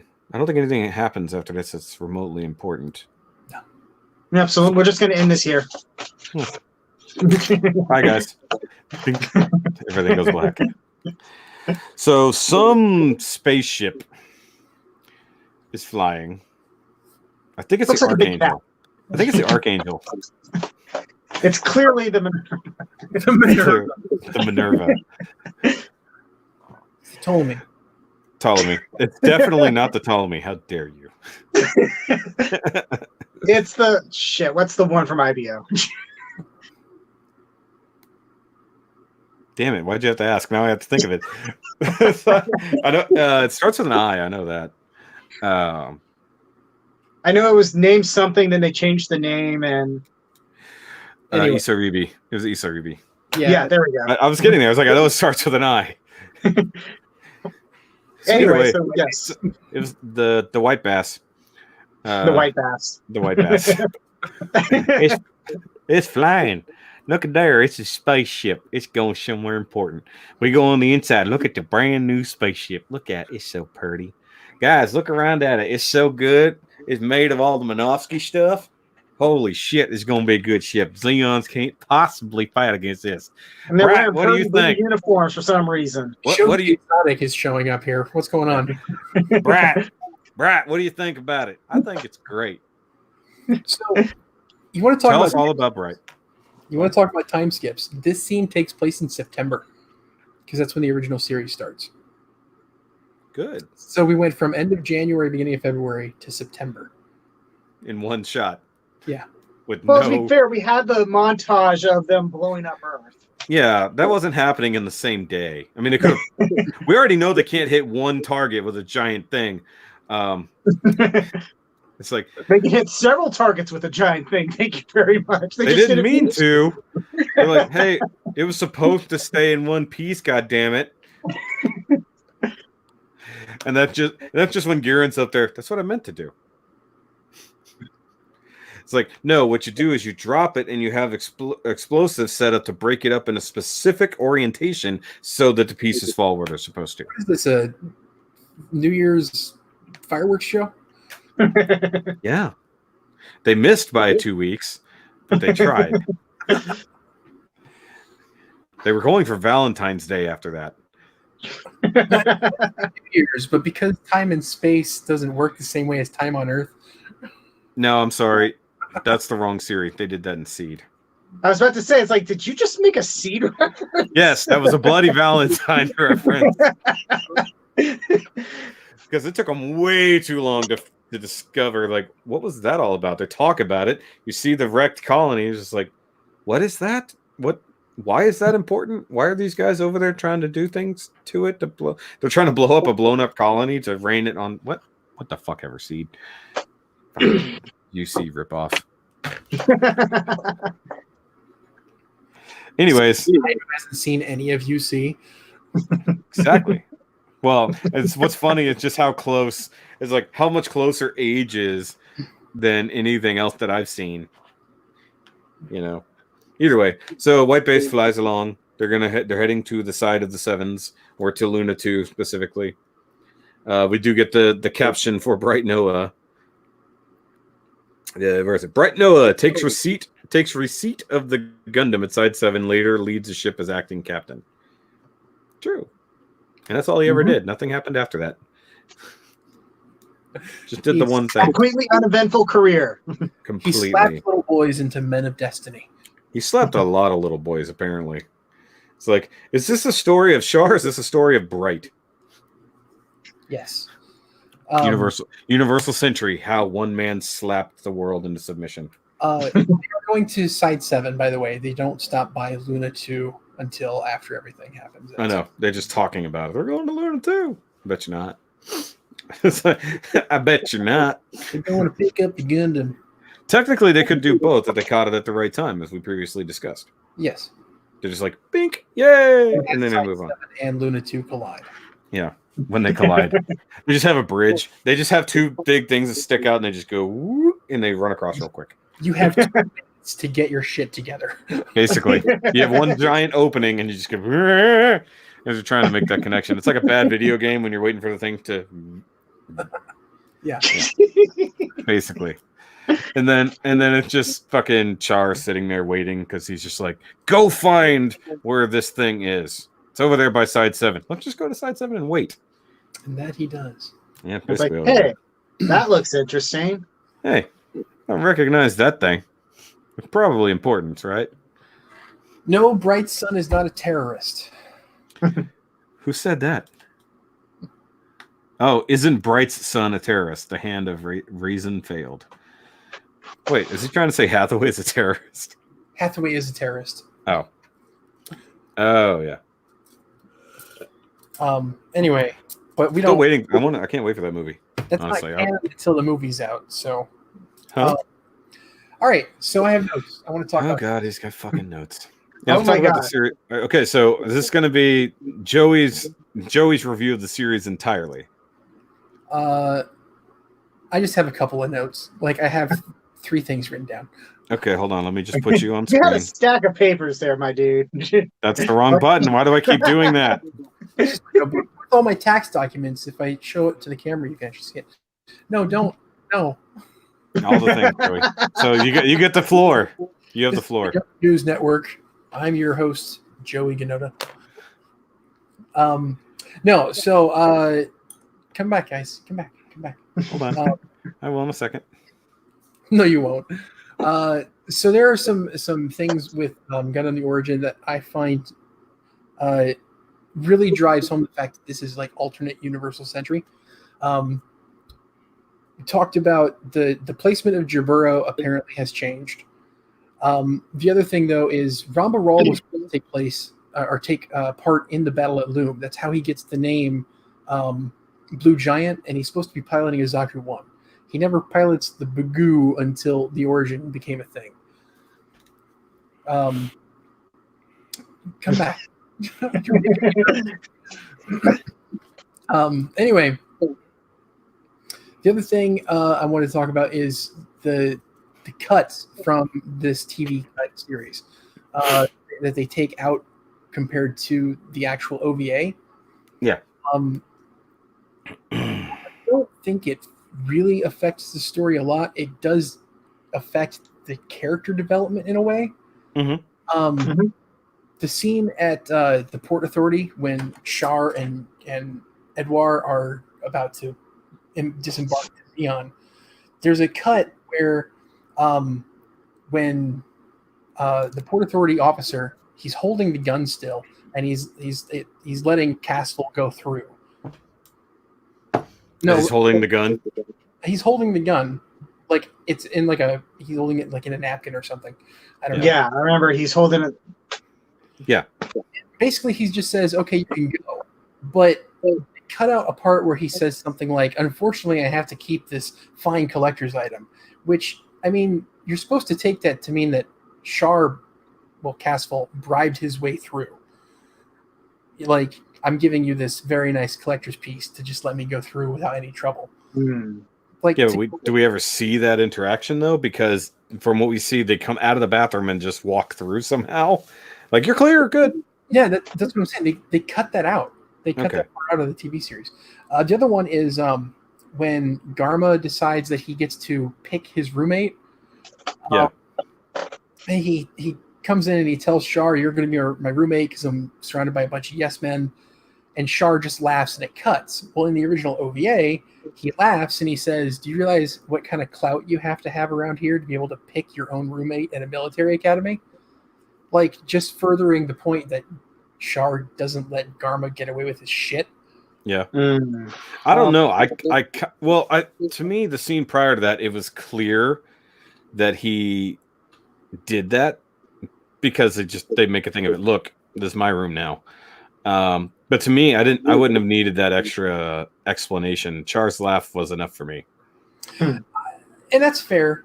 I mean, I get the idea that, yeah, but you know who he is, and you know that he could basically get away with murder here. But he's both, I think at this point, he's both impressed and laughing at the fact that, one, cool, you want to come room with me. 2, it's laughable that you want to come room with me given how shitty you are. 3, the irony of you wanting to be better but using your clout to do it. Which is the same thing that I discussed, 2 episodes ago? Last episode, when he goes to talk to Dozel about wanting to gain his own merit by getting a leg up from Big Brother. Yeah. Like, I can't gain my own merit without your help. Well, then you don't deserve to wear the suit. Yeah. And just a couple of the other Spider-Man reference. I got it. I haven't even seen that movie, and I got it. A couple other cuts that I noticed as I was actually paying attention. when the dude throws the Xena frisbee and cuts the guy's head off. The Xena frisbee. Yeah, that's what I call it. They cut all the part where like the guy stands there and his head. Yeah, we discussed that before. Yeah. And then they switched around the Char rushing into the battle where he's all like excited and like I'm rushing in and like there's air movement in the cockpit for some reason. They moved it from like where it actually happens in the OVA to a little bit later. I think it's like the next episode. Oh, okay. Yeah, it's clear they moved some stuff around. They also showed that one scene where he's like boosting into battle, so to speak. Yeah. And they did that twice, and I thought that was stupid. Yeah. I feel like that was a weird cut, and they just needed something to fill out that last 30 seconds. So Jerry says, so what are we going to do if they don't put out a full season of Re-Rise due to the current events? Wouldn't it be finished already? Like, these things don't happen week to week. Well, I know anime production can be kind of fly by the seat of the pants, but that's why Destiny sucked so bad, is because they were basing their story writing on fan reaction, which is why Kira became the main character again. Yeah, they literally people didn't like Shin, so they literally changed it mid-season. Actually, not even mid; it was like a third of the way in. Yeah, but, we don't like Shin. Re-Rise is short enough. Like the seasons are short enough that I think that they should have most, if not all of it, done or in some form of being completed. To me, I figure most of these series have been in production for a while now. Like that's how the kits are coming out the way they do. Because kits are designed before the series, generally speaking. So any kits we're seeing have been done for a while now, which means the series has probably been done for a little while. But the fact that we're a week out and there have been no announcements, if you're following them, they're obviously always announcing anything going on. And I haven't seen anything regarding the series unless I completely missed it. I know Super Sentai production got shut down. That makes sense. Because the Red Ranger for the current series is actually infected. They announced that he tested positive for it. Nobody else, thankfully, seems to have got it. But because of that, they're basically shut everything down and sanitizing everything. Yeah. But supposedly they have things. They have episodes filmed and basically ready to go into like May or something like that.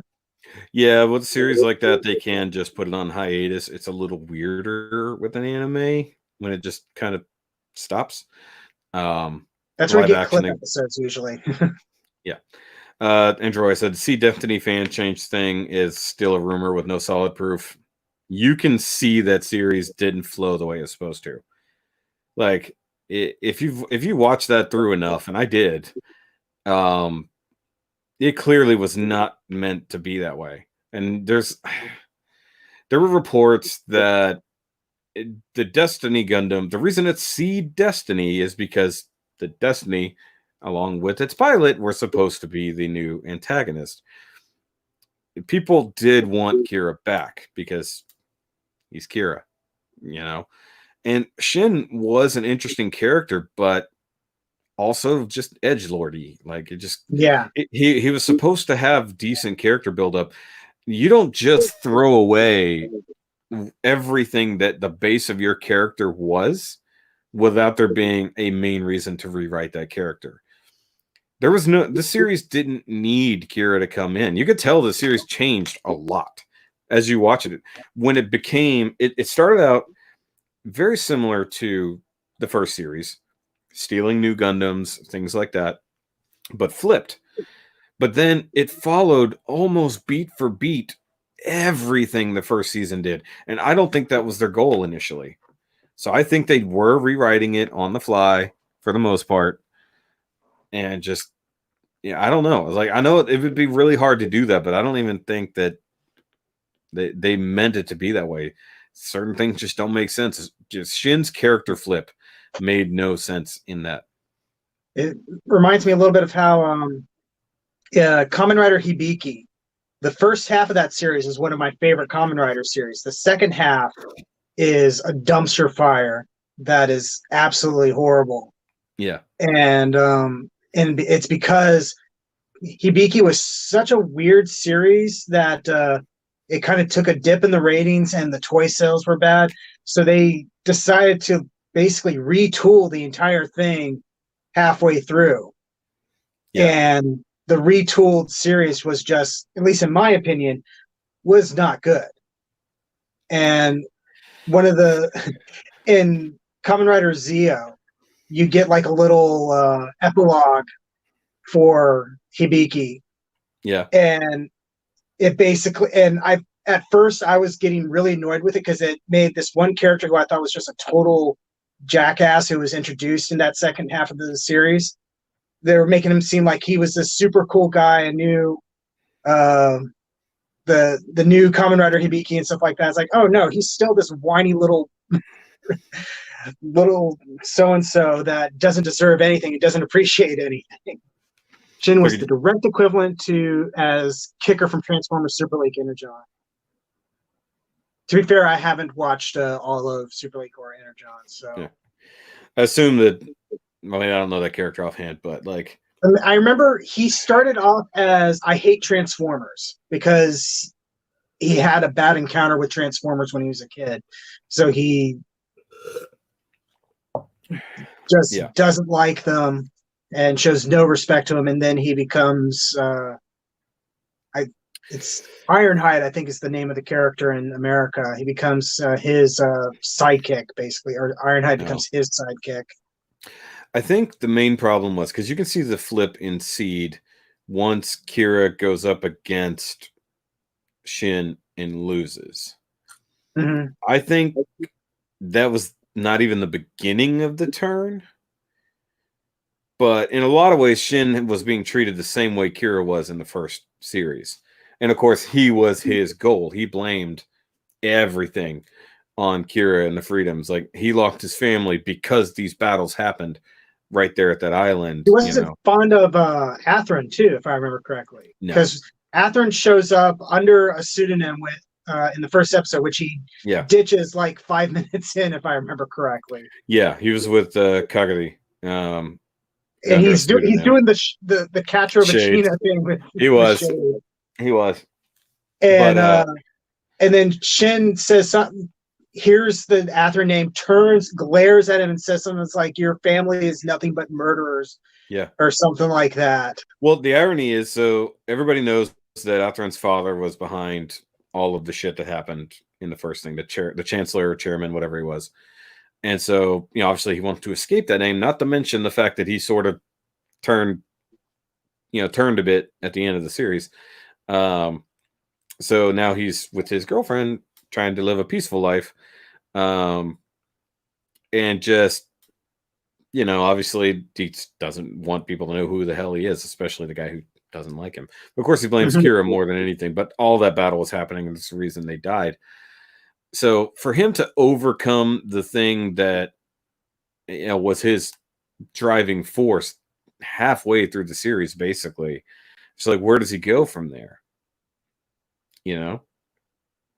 So I don't know that he was meant to kill Kira or kill Kira. But like, he got the same kind of inflated ego Kira had there for a little while with Flay, things like that. And then once he actually had the skill to beat Kira at his own game, knowing his methods and everything else like that, and then he did, like, I guess people probably, the backlash would have happened there because they're like, you can't kill Kira like that. He's the protagonist. He's Jesus. Yeah. He's Church of Jesus Yamato. So I think he was supposed to die. I think Kira was definitely supposed to be dead there. And then everything after that was the Shin haters and the Kira fanboys taking over. Because very quickly after that, his character just went, especially once the new chairman started super inflating his ego and then gave him the destiny and all that shit. Emperor Palpatine. He literally went Emperor Palpatine on that. And yeah, literally, it's like he was Palpatine and Vader at that point. I'd like to take credit for that clever remark, but no, I saw somebody say that in one of the forums. or one of the Facebook groups. Totally makes more sense though. Sorry, I'm burping. The Chosation series. I'll just put it up on the screen because I can't. Oh yeah, okay. I know it started off good, improved in Just Riser, but halfway through Just Riser, it seemed, like Caesar X. I've watched bits and pieces of those, and I know Caesar X always felt like it was supposed to be like baby's first Super Sentai. I mean, it wasn't bad, but it felt very much like a little kid show. This was a Toku series that was, I don't remember who was behind it, but it was, for a while, it was kind of like the third major Toku series with Super Sentai and Kamen Rider. Yeah. I like this.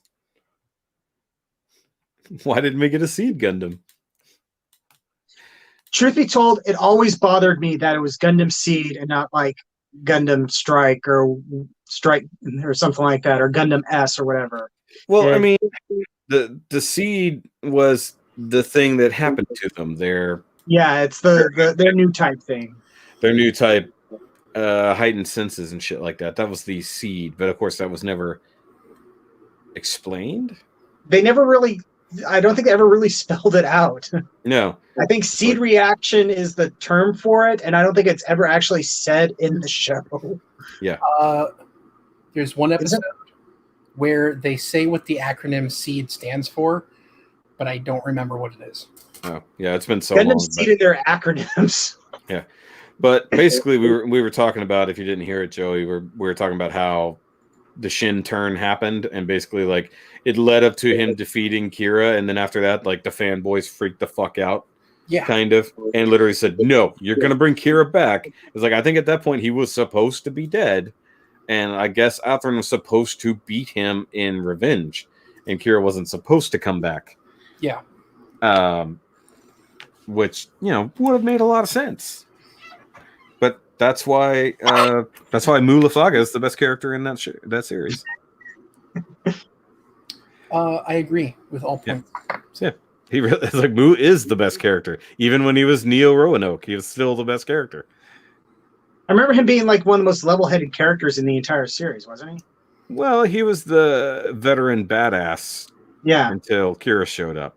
And then he suddenly had to become... He's Wolfie and Knuckle. He's Wolfie and Knuckle from age. Yeah. He's the veteran badass who now has to keep up with the new badass by copying him every step of the way after the fact. That's why he eventually piloted the strike.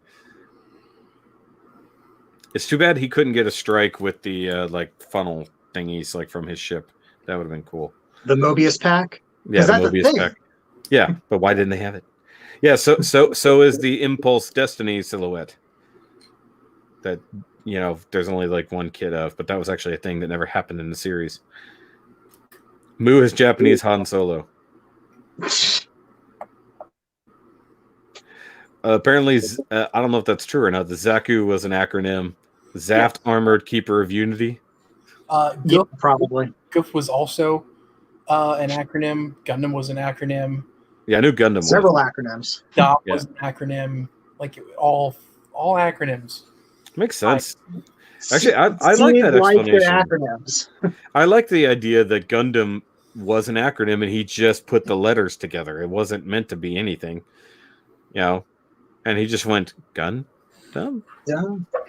Not like whatever. This OS is trash. Let me fix this while I am fighting somebody at the same time. He's like, bam! Hold on a minute. I'll be right with you. Let me connect the sensor directly. Work right now. Excuse me. Yeah, but I love the fact as he's describing what he's talking about. Like, let's speed up this reaction time. The cameras and sensors go directly to this. He's like literally just rewriting, like you said, rewriting the OS thing. It's like, I love his reaction though. It's like, who the hell programmed this thing? Yeah. Like as he's trying to pilot it, and he's just like, fuck you. And then the fact that he actually had to update later mobile suits to operate the way his did. It's like, hey, we need you to actually make this work better for normies. It's like, okay. Yeah. Yeah, because the normal people are clearly either too stupid to come up with something that really works for them. Wow. I can kind of forgive them naming giant combat robots Gundams, but when they started recycling other famous name suits, I mean, So what? the scene was made to pay homage to the original series. Scene Yeah. Destiny was made to pay homage to Zeta Gundam, which is why the plot is very similar to Zeta Gundam, like overall, until it gets weird at the end. Yeah. Everything about Seed Destiny got weird at the end. It was like I said a second ago, it's literally at some point just starts repeating almost beat for beat the first season. That's all it is. It's like I got through the point of watching it. I'm like, they literally did this already. It's like, oh look, the same giant mega weapon. Okay, how are we gonna take this down? And it's like, and at some point I'm like, wait a minute, didn't Wing do this? Kind of. Except there wasn't two mega weapons facing off together. Yeah, Gundam Wing is a condensation of the original Mobile Suit Gundam through Char's counterattack.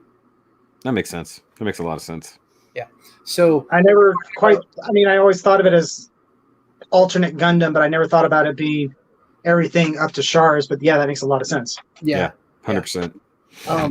And if you think the 1 year war taking place within a year is insane, think of all of Universal Century taking place in 1 year. Yeah.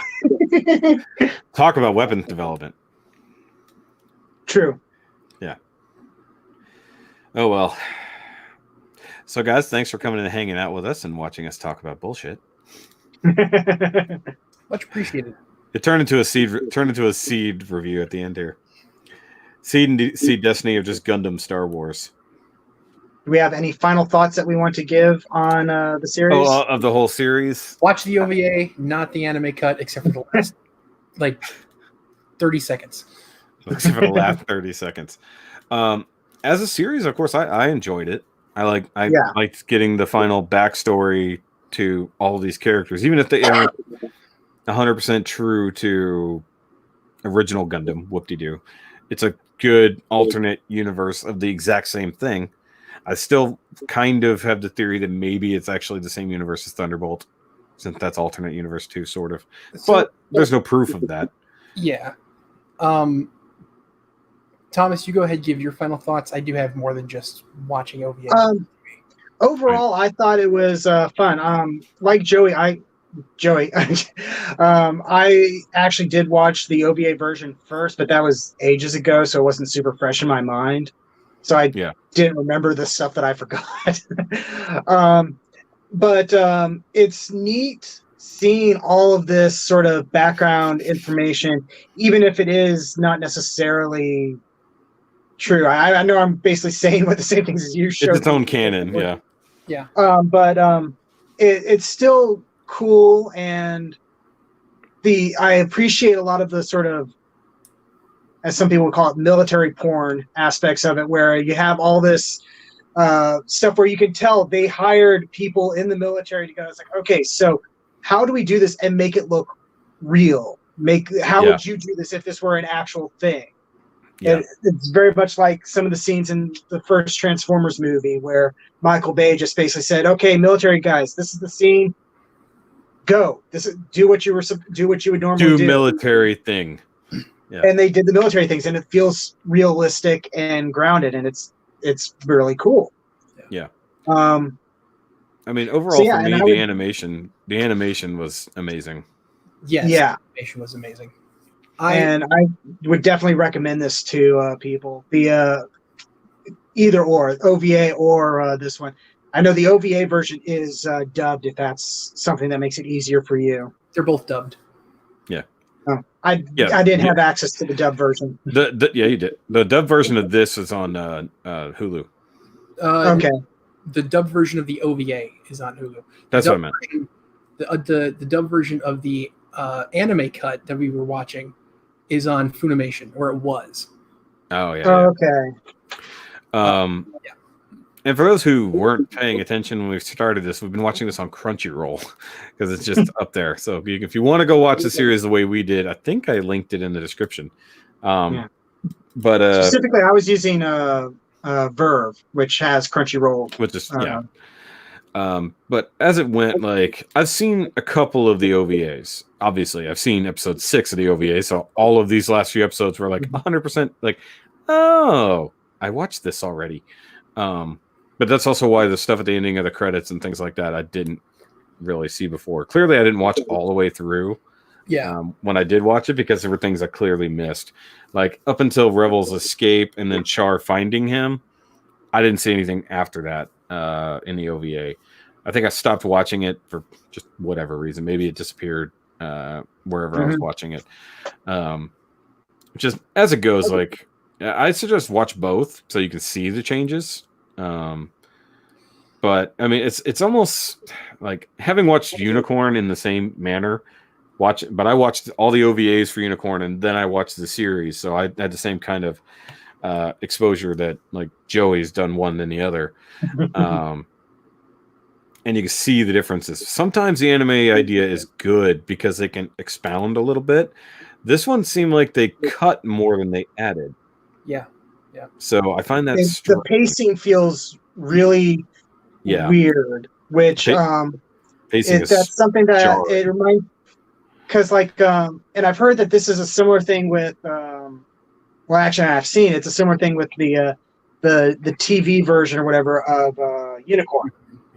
Yeah. Where the pacing feels really weird on it, where sometimes it's, though in that case it's mostly, it feels really slowed down. Yeah. Where in this it feels too fast. Yeah. That's a fair point. They jumped around way too much. If they'd given us any of the time frame of time passing, it would have made this better to watch for pacing, because you have no idea. Yeah. Okay, so question on the screen. Yeah. Let me give mine, and then you guys give yours, and then I'll give my final thoughts. Okay. Because I don't want to interrupt this question. My favorite opening and endings was the first opening animation was really good because it had that filter to give it like the old style animation. Or was that at the end of this episode? That's the last one. That's the last one. Yeah. Okay. Yeah. I marathoned this all like last night. I think we're probably being almost. I think we'd almost be unanimous in the episode 6. The last 5 episodes was the best opening. Period. Music, animation. That was the. That's the one, time, right? Through time or something. That's it has to be on time. Yeah. So that's which is the Char's counterattack theme song. Yeah. Remixed. Or remade, but I also like they redid Zeta Gundam's original opening theme song, and that one was really good too. I really that was the second ending. Oh, that ending, yeah. Okay, where so you see Lala swimming around in the ocean and stuff like that. Yeah, so I was torn between that outro. I think it's called Blue Star. Or Blue Star of Love or something like that. Yeah. I think that outro was probably one of my favorites too. But I wasn't opposed. Okay, now I remember. I'm hearing that music now. But yeah, the intro to the last section was the best. Yeah. Not only because it was animated really well. Yeah. And it was super 80s. Everything about it was super 80s. Very 80s. Yeah. I'm trying to think at the first or third outro was my favorite, because there was also the section that I think was the third or fourth section opening intro was the one that felt like an outro, the really slow one. Yeah. That was the least favorite. Like that didn't fit at all. I liked them all. It's a good song that just didn't work for an opening. Yeah. Yeah. The animation for it was great because that was the one that ended on the attack on the moon. And that was fine. But it was a great song, just didn't fit there. It made no sense. Unless that's actually how that OVA started as well. Because a lot of these are ripped from the intros, I guess, to the OVAs. The OVAs didn't have intros and outros. They really... Well, I figured they might have had something, but... Well, because the only reason I knew... The credits at the end, but yeah, they didn't have like an animated opening. Because they were movies, basically. Yeah, I know they were movies. But the reason I said that is because the only reason I knew that I'd seen this back section was that in this intro it opened up with a VI it was Origin 6. Literally put that across the screen on the title. I was just like, oh. But I think that's the only time they specifically said this section is from OVA episode 6, but I might not have caught it. No, it wasn't VI. It was just V, because there was No, it added the I. It was Operation V. It was Operation V, and then I think they added the I after it. I know that that's what they were going for, because then it changed it to Origin 6, I think. I have to go back and rewatch it, but maybe, yeah. I think it did Operation V, and then it changed to Origin 6. Whenever the actual Gundam the Origin title came across, I think it changed. Might be the case. Yeah. Yeah, I think it did both. I think you're right.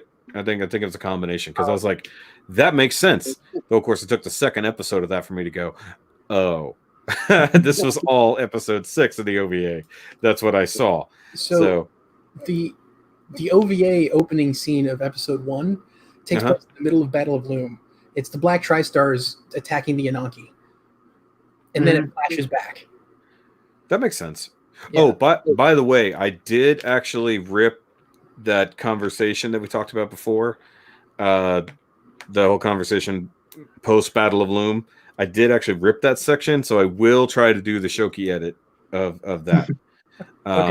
To try to overlap that conversation with the rest of the scenes. So I'm going to try to do that. I have to analyze it and see how well I can make it work. If it doesn't work out that well, then I'm not going to do it. But there were 6 OVAs, Jerry. He only saw 6, apparently. How many did Unicorn have? Unicorn had 7. Yeah. It was slated for 6, and then they realized they couldn't fit all the story in, so they gave it. No. That last section of Unicorn was so long. Yeah, well, they added an extra half hour to it. Yeah. They were all an hour until that one. Yeah.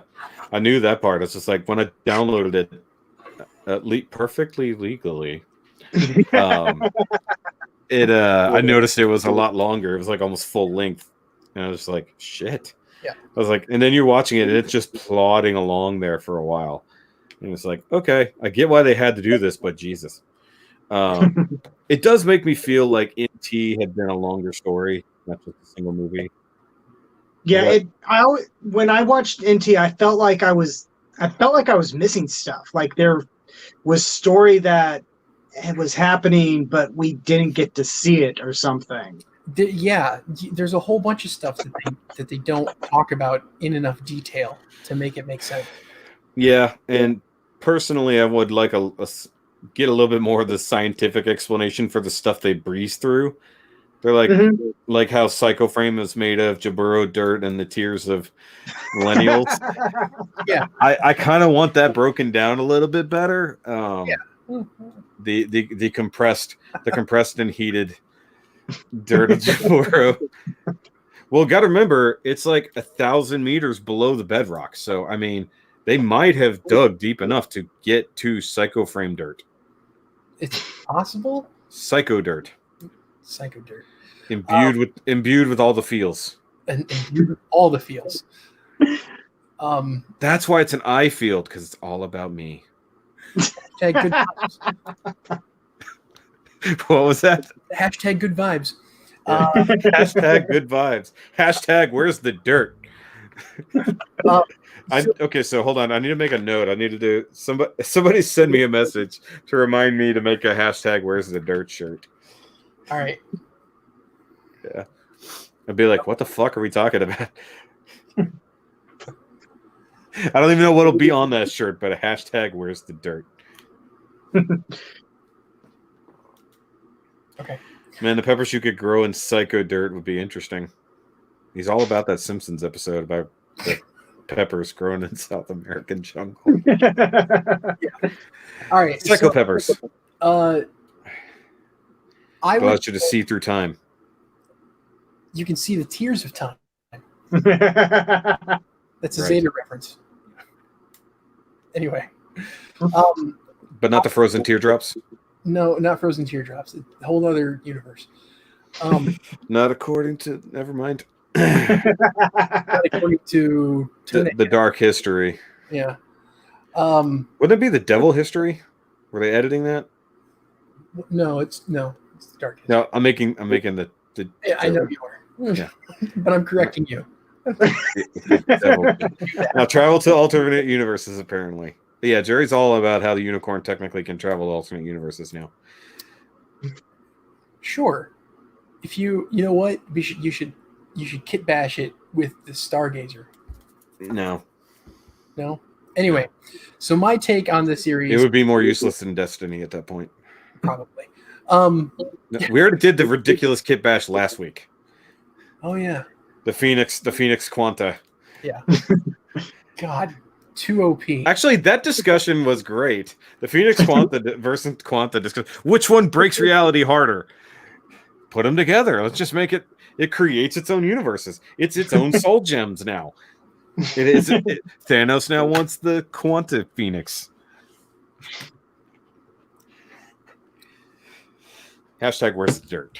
Hashtag where's the dirt? It always comes I back wish I to could the do dirt. an Alex Jones voice. If I could do an Alex Jones voice, I would totally do it. By the way, I don't know if you even saw the banner running across Joey.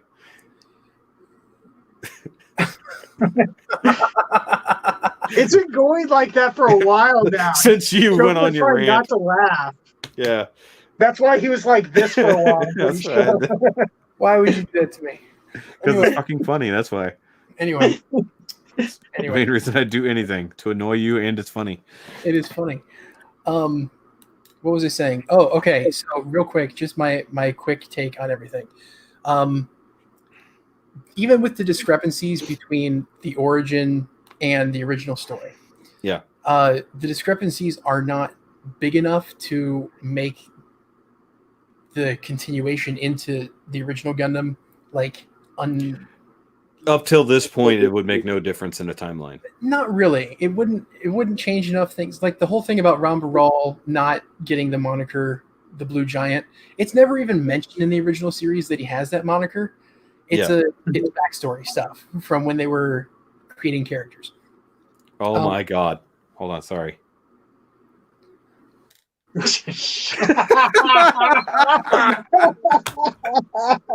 Oh my god, that goes on the shirt. That definitely goes on the shirt. Hashtag where's the dirt? Gundam. Okay, I need a picture of Joey. I'm gonna Alex Jones it up. I need Thomas, you get on it in the Gundam InfoWars logo. Not like a picture of me, but like someone needs to like anime. No, it's gonna be you, but Alex Jonesified. Okay. All right. Yeah. And I need to wrap things up soon. My wife just sent me a message saying it's time for me to start heading to bed. Gundam InfoWars. Oh my god. But so real quick before we not enough people watch these streams anymore. I know. But the best shit has come out of this series. Shut up a minute. I want to know where the dirt is, Joey.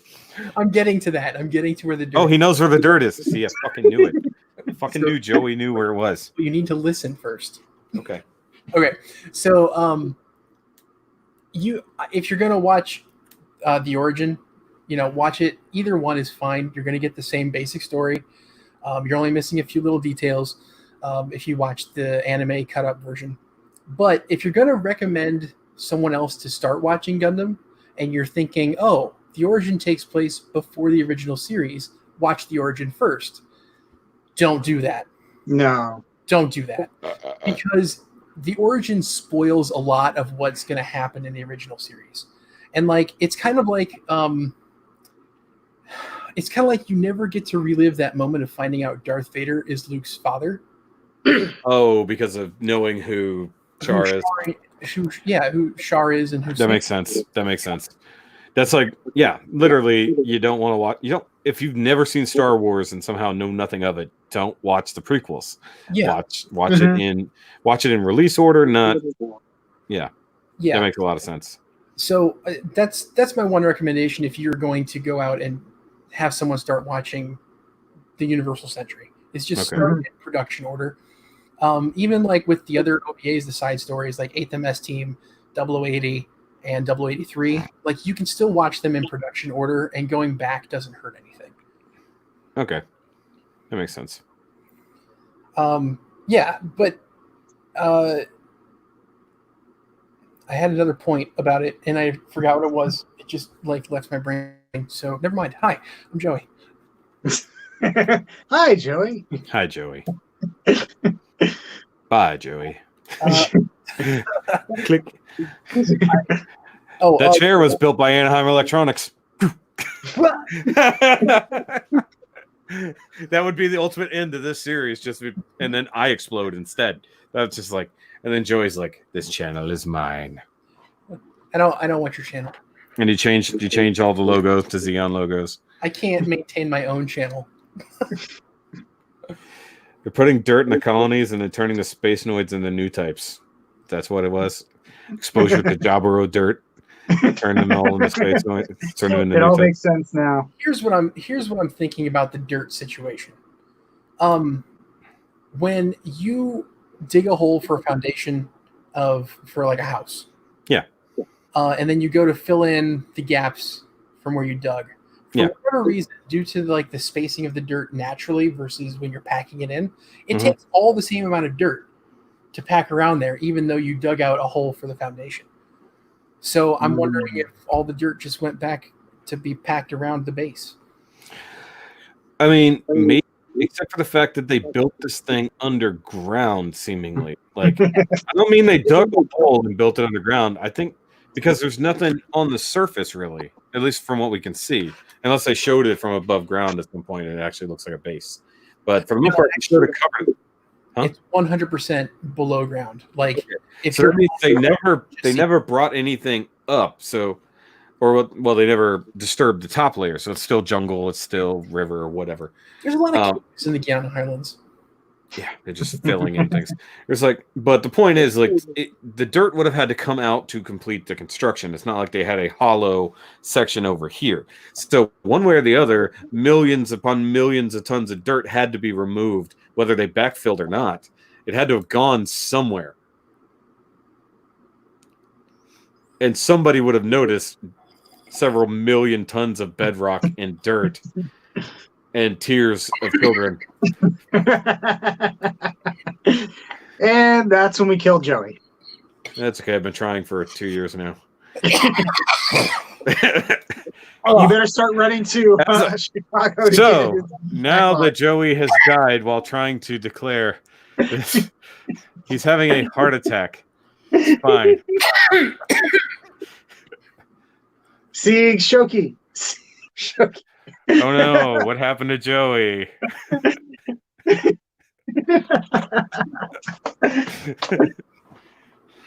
It's okay, Jim, but calm down. Caves. Hold on. Caves. That's why they blew up the Grand Canyon, because they filled it in. They needed to actually get it back. It was no longer the Grand Canyon, the big ditch. I don't know. They put the dirt somewhere, goddammit. They compressed it into everything. From now on, because there are a couple of Gundam podcasts that are going through all the animation in order. Yeah. Once they get to Origin and they're talking about the construction of Jaburo, we all three have to attack them with hashtag Where's the Dirt? Well, no, because if they're going through the UC in general, it should just always be hashtag Where's the Dirt? Because it's the same time and place. We're now 100 years in the future of that. Where's the fucking dirt? Where's the dirt? Well, it wouldn't make sense until they're talking about the construction of Jaburo, because they're going in production. But the point is for it to start here, spread outward with no context until somebody comes to find out. It's kind of like your mom's house attacks Garth Brooks. He still has no clue why those people are commenting on all of his Instagram videos and what they mean. There's not a single actual Garth Brooks fan on his Instagram. They're all your mom's house fans just to comment the same shit over and over. I have no idea what you're talking about. I'm really confused now. You need to watch your mom's house podcast so you can see. I mean, they have their own logo. So hashtag Where's the Dirt? I mean, I'm sure that exists otherwise, but not for this context.